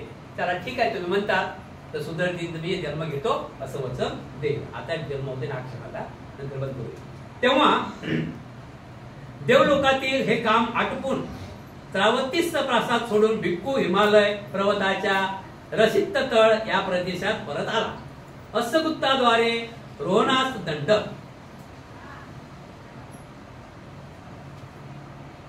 आता हे जन्म घेतील त्यावरती घेतील, पण अस्सगुप्तांनी 500 अरब लोकांची मीटिंग घेतली. कुठं? हिमालयाच्या टोकावर. किती लोकांची मीटिंग घेतली? 500 अरब. 500 मोठ्या मोठ्या भिक्खूची मीटिंग घेतली की जर असं झालं ज्ञानाचा जन्म घेते पण कधी येते कधी नाही. पण आपल्यात का कमी आहेत का? तो जन्म घेईन त्यावरती घेईन. मग काय बोलले?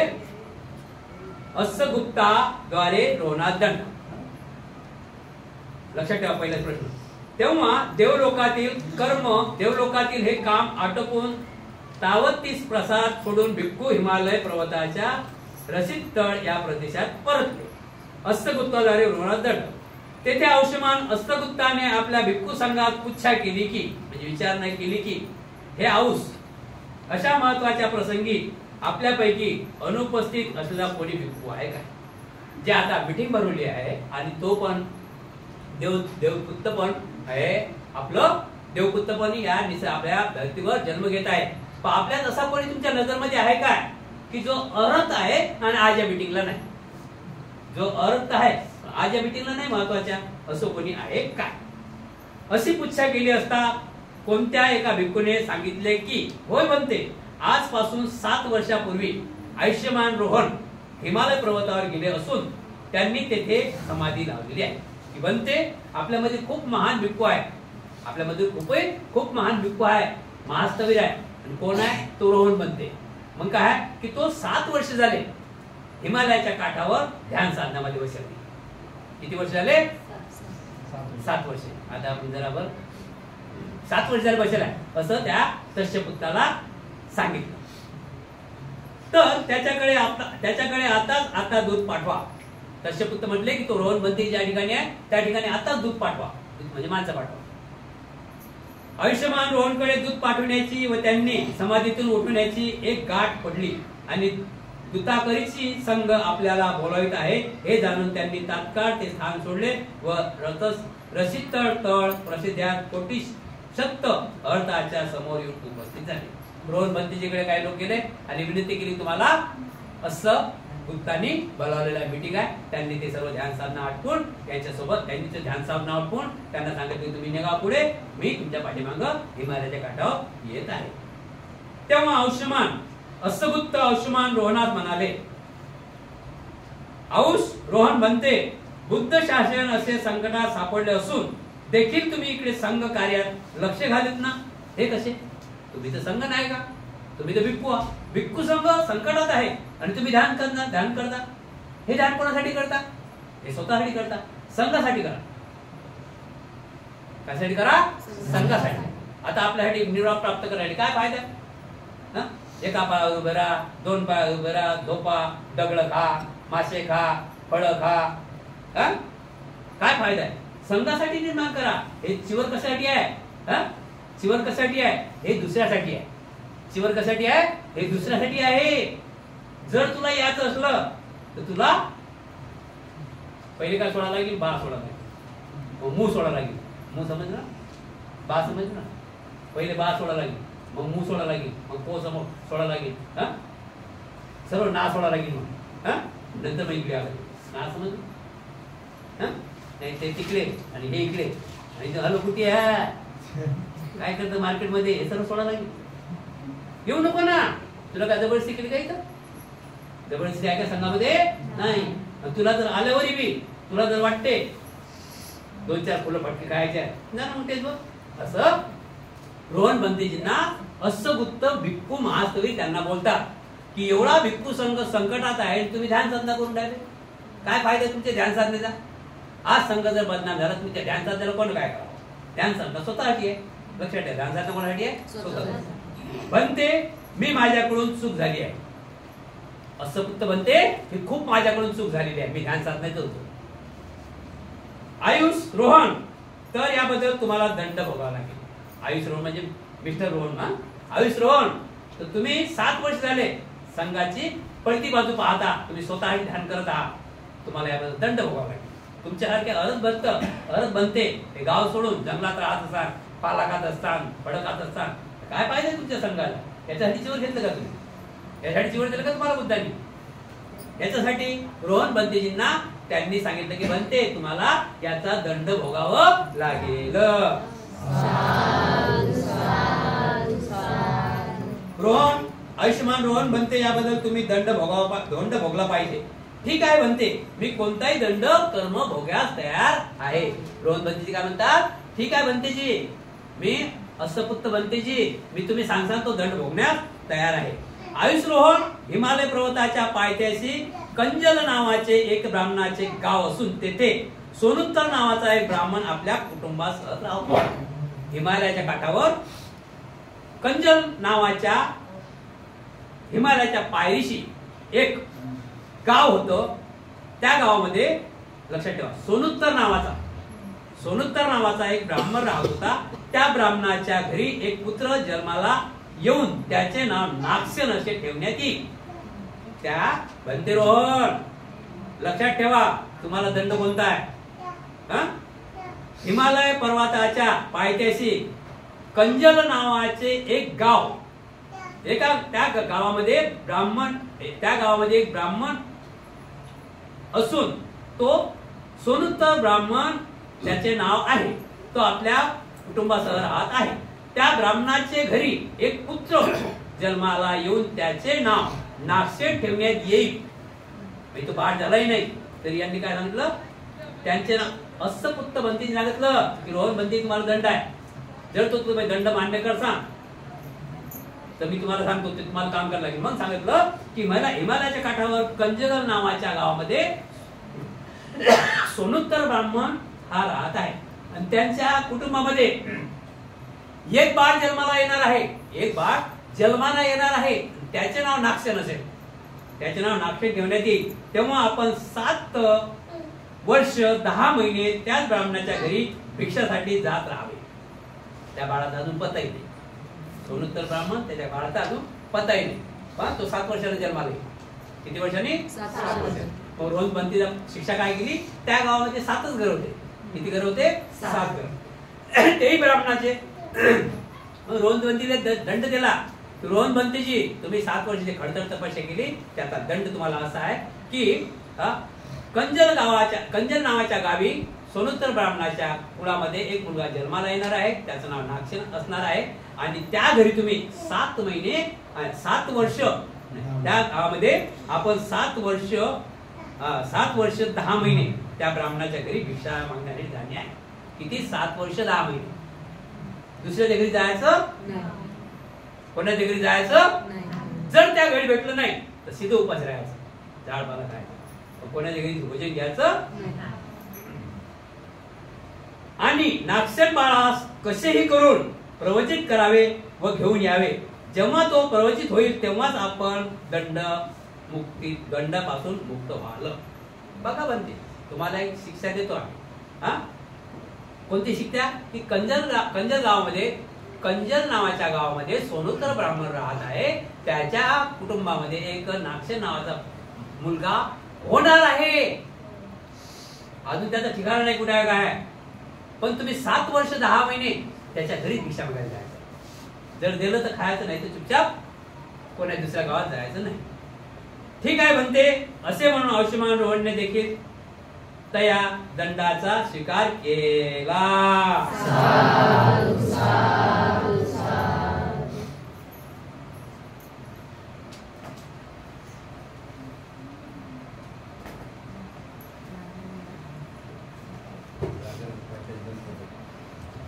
बंद उद्या ठीक आहे ना. पहिली वर्ष होते नको ना उद्या समजलं ना. समजून राहील भाषा बोलणं समजून राहिलं. आता त्या अजून विषय आहे की बोलता बोलता म्हणतेची घाई घाई होते कधी कमी जास्त ते कधी नाही समजत पटकन समजून घ्या. आता आपण दुसऱ्या ठिकाणी जातो. दुसऱ्या ठिकाणी जाऊ म्हणजे इथं पाय मोकळे करा त्याच्या हालचाल करा ठीक आहे. तर बघा जसं कुटुंब जसं कुटुंबाचं वातावरण तसं आपल्या पिल्या पाल्याचं वातावरण. आपल्या कुटुंबामध्ये कोणी चोरी करणार असलं तर सर्व चोरी करणार नाही असं वाटतं का तुम्हाला. म्हणजे चोरी करणार आपला कोणी ना कोणी कुटुंबात निघतेच. आपल्या कुटुंबामध्ये कोणी अमुक अमुक करणार असलं तर त्याच्यात मागं राहते का तो त्याच्या इकडे. आपल्या कुटुंबामध्ये कोणी असं असलं तर बेटा ऐकून काय त्याच्या इकडे. म्हणून गुरु जसा शिष्य आई वडील जसे पुत्र. वकिलाचा पोरगा तुम्ही पाहिलं का कचऱ्यावर आहे गाडीवर. वकिलाचा मुलगा इंजिनिअरचा मुलगा वडापाव दुकान दिसलं तुम्हाला भाजीचं दिसलं कोणतं दुकान. कारण का की काय आहे की त्या घरातली लाईन तुम्ही जशी लाईन म्हणून कुशल कर्म कशात करा. कोणाला काही देऊ नका कुटुंबाचा तर उद्धार करा. पण आजकालच्या जमान्यामध्ये असं होऊन राहिलं कुटुंबाचा उद्धार तर नाही आणि त्याच्या छातीवर पाय यानंच चालते त्यानंच चालते. समजले की मग आपला जन्म करावं काय. आपल्या जन्माचा अर्थ काय तुम्ही सांगा. जर आपण जन्माला आलो आपल्याच कुळातला आपण नाश करत आहोत तर त्या जन्माला अर्थ आहे काही. त्या जन्माला अर्थ आहे का काही सांगा ना. भलतीच बोलतात म्हणून नाही सत्य म्हणजे सत्य. या इथं यामध्ये कुठल्याच प्रकारचं सत्य म्हणजे सत्य. भिक्खू कुठे असो ते सत्य म्हणजे सत्यच बोलणार. काही की तुम्हाला वाटत नाही तर तसं नाही. तुम्ही विचार करा आणि आता गेल्यानंतर घरी पण जाऊन विचार करा. तर मिलिंद राजाला आपल्या प्रसिद्ध राजाला खूप आवड होती कशाची. इकडे जायची नाही. प्रसिद्ध राजाला कशाची आवड होती. घोडे पाहायचे. घोडे हे बाबा बडे बडे घोडे लाल लाल घोडे असे घोडे. तर बाजारात गेला राजा मुद्दाम त्या घोड्याच्या घोडे विकतात की नाही. आता बकऱ्या घेण्याला कुठे जाते बकऱ्या घ्यायला. बकऱ्या घेण्याला घोडे घ्यायला जाते का तिकडे घोड्याची बी जाते का त्याला काय घेणं. बकऱ्या घेणारा माणूस आता विचार करते आपण 5-6 बकऱ्या घेऊ तो कधीच घोड्याच्या इकडे जाणार नाही. तो डायरेक्ट बकऱ्याच्या इकडे जातो. काम चालू त्या बकरीचं असते. आपण हिले पाहिजे तिले पाहिजे तिचं पोट धरते तिचं पोट टाकते बरोबर की नाही. म्हणजे बकरीवाला काय कुठे जाईल बकऱ्यात घ्या. गायवाला कुठे जाते गाय घ्या जाते. गध्याला कुठे जाते ते माहीत पडलं पाहिजे. गध्याला कुठे जाईल गधीच घ्यायला जाईल बरोबर आहे की नाही. तर अशा प्रकारे राजा मिलिंद आणि त्यांचा कोषाध्यक्ष अनाथपिंड त्याचं सुदत्त नाव होतं तो अनाथपिंड. दोघं राजा म्हणजे प्रधान जोड असेच ना सोबतच. मग राजाला असं वाटलं आज शुक्रवार आहे शुक्रवार आहे तारीख माहिती म्हणते जाऊ द्या शुक्रवार आहे. नंतर काय झालं की राजाला वाटलं की शुक्रवार राजा प्रधानजी उद्या कुठं सर्व काम कॅन्सल करा. काय महाराज राजा बोले आणि पूर्ण दाढी आले दल आले बरोबर की म्हणतात ना. तर प्रधानजी सांगितलं प्रधानजी उद्या कोणतंच उद्घाटन घेऊ नका. कोण्या शाळेचं असो कोण्या घराचं असो की कोण्या झेंड्याचं असो आहेत ना करणारे आपण कुठलं येतं मला आपण काही जायचं नाही असं कोणतं नाही. नंतर मग प्रधान म्हणे काय कसं काय विचार काय म्हणजे आपलं नियोजन काय.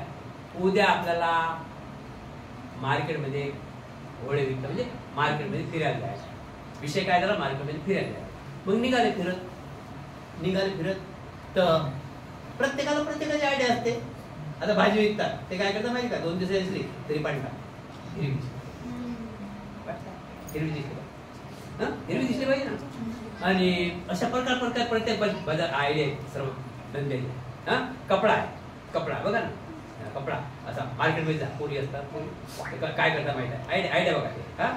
देखो बहुत बढ़िया ये पीस है देखो करता असं म्हणजे आयडिया आहे. लक्षात ठेवा आयडिया आहे. समजून आयडिया असे अशी आयडिया देखो कपडा कितना अच्छा आहे अशा प्रकारे चाललं काम. म्हणून राजा गेला तर मार्केटमध्ये गेला तर राजा कुठे जाते कशाला ते सोन्याचं दुकान त्याला काय करत होती अंगावर नाही बघितलं. तो राजा असं शॉर्टकट गलीन गेला. शॉर्टकट गलीत राहतात ना बकरे कोंबडे अमुक डमुक घोडे पण तिकडे घोडे तिकडे राहतात ना शॉर्टकट मार्केट एवढे राहायचे गेला घोड्याच्या तिथं. आता तो घोड्यावाला मालक त्यानं हाताने घोडं खाजवता अशी पंजा असते ते शिवाजीचे असतात ना काय म्हणतात ना कोण अशा प्रकारे वाघ पाहिजे वाघ नके असं ते पंजा असते पोटात घातलं आणि तो त्या असा असा फिरवत जायचं घोडं ते काय करायचं माहिती काय त्याला होती सुई एक बाजू अशी झाड होती ना कोणी गिराईक पाहायला आलं तो काय करतो त्या घोड्याला दाबत जायचं तडतड लागेल घोडा घोडा घोडा काठेवाडी घोडा पांढरा फटक घोडा आणि तो राजा पाहून त्या घोड्याला समजलं की हा राजा आपल्या इकडे येऊन राहिला माहीत पडते ना मात्र बघा ना पाहिजे त्याच्याकडून कोणती पाहिजे आपल्याला माहीत नाही इकडे तिकडे घालून तशा प्रकारे तो राजा जोड येऊन राहिला हा काय करते राजाच्या तो घोडा पसंत राजाचा घोडा पसंत पडला आणि रोज राजाने घोडा घेतला विकत तिथं भाव नाही मग बोले भाव घोडा पसंत पडला ना मग बोले भाव इथं 15 मोठ ना जुडी पेटीची 12 रुपये आहे की नाही तिथं नाही तर घेतला घोडा घेतला आणि सांगितलं त्या घोड्याला त्या घोड्या मालकानं असा असा आहे तसा आहे कोणी सांगते ना आपलं असं थोडी म्हणते घोडा कसा आहे कोणी म्हणते का माझा घोडा लय बसते लय खाते नाही हा सगळ्याच गोष्टी बरोबर आहे सरळ घोडा घेतला दसला घोडा आणि घोडा टपडक राजधानी ठेवला घोडपाकीत बांधला आणि सकाळ दिवस निघाला राजाला आला वाटवून राजाला म्हण आहे मराठीमध्ये हिडग्याने घेतली गाय गडी घोटणावर जाऊन पाय माहिती आहे का पद्धत माहिती आहे ना म्हणजे एखाद्या हिडगा माणूस असते की नाही आता हिडग्याने मोबाईल घेतला तो घडी याला म्हणता हिडगा माझे पाहिजे विदर्भाची भाषा हिडग्याने घेतली गाय गडी घोटणावर जाऊन पाय माझी गाय कशी दिसते माझी गाय कशी माझी गाय आहे माझी गाय आहे असा तो राजा सकाळी गेला सकाळी आपला घोडा पाहायला गेला आणि पाहिला आता त्या घोडा पाहायला त्याला आनंद वाटला ना पहिला त्याचा मालक होता तर कामच काढायचं आता घोडा काय मग राजानं गेलं मग राजानं विचार केला प्रधानजी इकल्या म्हणे काय या घोड्याला शिकवा म्हणे आपली भाषा हा हालून नाही रडवून आता काय हरी याचं जो काय होतं समजतं ना तो हालून नाही रडवून पाहू फक्त त्या घोड्याच्याकडे पाहून राहिला प्रधानजी बोला प्रधानजी इकल्या उद्या घोड्याचे शिकवा ठीक आहे म्हणजे राजा बोलले चालू तर मग त्या राजाला घोड्या शिकवण्यासाठी काय मास्तर पाहिजे की नाही मग पाहिला कोण आहे घोडा शिकवणारा कोण आहे घोडा शिकवणारा कोणी आज कुत्री शिकवते मुंबई माहिती आहे कोणी माणसं शिकवते कोणी कुत्र शिकवते कुत्री शिकवणारा माणसं नाही शिकू शकत आपापली पद्धत आहे ना माणसं शिकवणारा माणसं शिकवते कुत्र शिकवणारा कुत्र शिकवते तर राजाने ऑर्डर दिली की तू घोडा शिकवणारा आण तिथं काय प्रधानजी गेला दुसऱ्या घोडा शिकवणारा आणला आणि त्याला सांगितलं की या घोड्याने टबक अमुक डमुक ताल तलताळ म्हणता असं सगळं शिकव आपण लग्नात पाहिलं ही दोन्ही पायावर आणि खाली जर तुला बसला पडला तो तर कामच तिथं होतो काय असं पाहिजे की नाही तर अशा प्रकारे घोडा बनवला घोडा शिकवणारा आणला आता घोडा शिकवणारा आणल्यानंतर त्याला सांगितलं हजेरी लिहून घेतली आणि काय पाहिजे त्याला सुविधा देऊन दिल्या लंबा दोर पाहिजे बुवा हे पाहिजे बुवा ते पाहिजे काय सुविधा तुला दिल्या तेव्हा चुकतील ना आणि तो घोडा शिकवण्याला चालू केला आता त्यानं काय केलं लक्षात ठेवा त्यानं काय केलं घोडा तर शिकवायचा आहे हा तर नवीन आहे घोडाही नवीन आहे यानं घोड्याला कधी पाहिलं नाही त्या आणि त्या घोड्याला यायला पाहिलं नाही यानं काय केलं घोडा मस्त बसेल म्हणजे उभा होता घोडा बसत नाही तर म्हणतात घोडा मस्त शांत बसेल काहून तो पहिलेच लावलेला होता पाहिजे ना तो शांत विश्रांती होता यानं आपला राजाने दिलेलं सगळं हत्यार त्यानं दिलं होतं यानं आपला चाबूक काढला होता लंबा 60 आणि घोड्याच्या पाठीमागे होता घोडं मस्त बसेल होतं जेव्हा तो त्याला म्हणजे त्याला असं वाटे का आपण संकटात उठलो बरोबर की नाही जसा पाठीमागे गेला यानं काय केलं घोडा तिकडे पाहून राहिला यानं काय केलं चाबूक काढला आपला जो इकडे तिकडे इकडे जो इकडे तिकडे तिथेच लाल पडला माहित आहे लाल चाबूक धीरे धीरे माहित लाल करून टाकला मग पुढे गेला पुढे गेला जाऊन चाकू मग घोडा थरथर कापायला लागला त्याला बघा घोडा थरथर कापायला लागला म्हणून त्यानं घोडा सोडला आणि लंबा जोर घेतला चालला त्याला जोर धरला आणि चालला त्याच्या घोडा पाठीमागे घेऊन राहिला. आता जो तसा चाले त्याला सांगत ना पाय नाही चाललं की फटका, चाबूक लंबाचा पाय चालला नाही की फटका, ही करतं हेच कर, अशा प्रकारे शिक्षण चालू. आणि तो घोड्याने धरला आणि तो चालली कदम चाल. आता तो जसा चालेल तसा घोडा चालले, नाही चालला की फटका. घोड्याला चालायला लागते ना, प्राणी मात्र हुशार आहे, जसे त्यांना शिकवतात तसं. तर मग करता करता करता एक 10-12 दिवस झाले. मग राजाला वाटलं की आता आपण चला आपला घोडा काठेवाडी घोडा मोठे मोठे घोडे माहिती आहे ना, मग टी व्ही पाहिजे तशा प्रकारे. तर गेला राजा प्रधानजी म्हणजे घोडा घोडा सोडा, सोडला घोडा सोडला, चलो कदम. कदमचा पाय तो पाय ढगला चालला अळला पाय. त्या राजानं म्हटलं की एवढा घोडा चांगला आहे काय प्रधानजी हे काय झालं महाग पडते का मग याच्यात पा त्याच्यात पा त्याच्यात पा काय केलं का ते पा त्याच्यात काहीच नाही, रक्त कुठे गेलं त्याचं काहीच नाही. आता काय करा हा घोडा पडतेच, त्याला सोडलं की ते विचारलं लागलं. राजा म्हणजे असं कसं झालं, त्याचा बंदोबस्त करा म्हणजे घोडा लय महाग आहे, काटेबडे घोडा आहे, बडे बडे घोडे बंदोबस्त करा म्हणजे पदार्थ. पण त्याची म्हणायचं काय बंदोबस्त. मग त्या गावामध्ये भंतीजी होते, ते भंतीजी होते आणि भंतीजीकडे गेले. प्रधानजी महाराजचा घोडा हा लंगडते, तुम्ही जरा बघा त्यांना परित्र पाठामध्ये काहीतरी ठीक करा. गे ते बंदीनं सोळावा घोडा सोडा, पण घोडा तसंच चालेल, मोठा मोठा घोडा कसं चालेल. तर प्रधानजीनं आपल्या भंतीजीनं उपाय काढला बघा, बुद्धिप्रशिक्षण. कोणतेही काम बुद्धीने झालं पाहिजे, कोणतेही काम झालं पाहिजे माणसाला बुद्धीनं. जीवन दुरुस्तीमध्ये असो कोणत्या माणूस होणार पण बुद्धीने काम करावं. तर बुद्धीनं काम करावं. भंतीने सांगितलं की ठीक आहे, याचा शिक्षक कोण आहे नाही काय. त्याचा शिक्षक आणला 3.5 फूट, एक पाय वर टाकेल एक पाय खाली टाकेल आला वंदान होते. मग प्रधानजी म्हणे इकडे घोडा का आला म्हणे याला विचार आहे म्हणजे कसं काय शिकवलं. पण त्याला सांगितलं आता बरोबर फटके दे म्हणजे आता बरोबर. नंतर मी त्याच्या मागं फिरलो, जसा विचार त्याला चालेल नको. म्हणून गुरु कसा असला पाहिजे जीवनामध्ये, गुरु कसा असला पाहिजे जीवनामध्ये लंगडा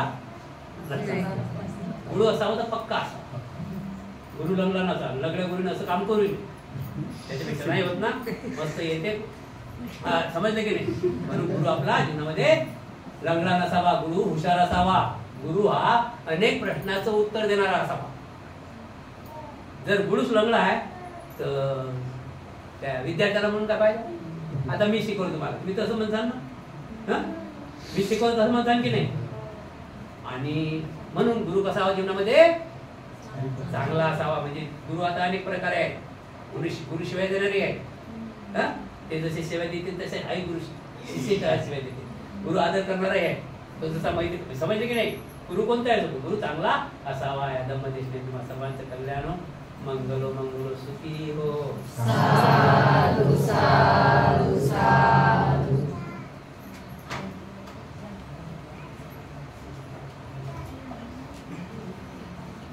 घ्या वाटा वाटा घ्या मोबाईल, आपले मोबाईल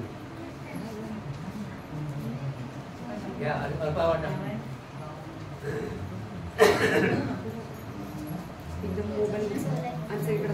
सात वाजता वाजून बोललेली आहे.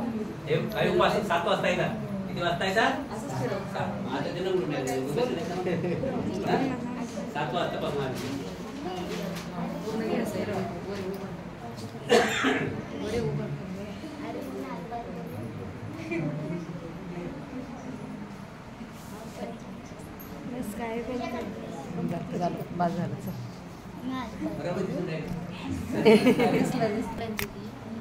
आता नागसेनचा जन्म होत आहे.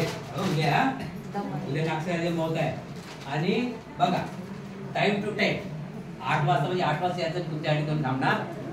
जर थोडा पण विषय गेला तर ध्यानात करायला नाही. म्हणून भगवान बुद्धाने 3 महिने वर्षावर ठेवलेला आहे की जेणेकरून उपासकांना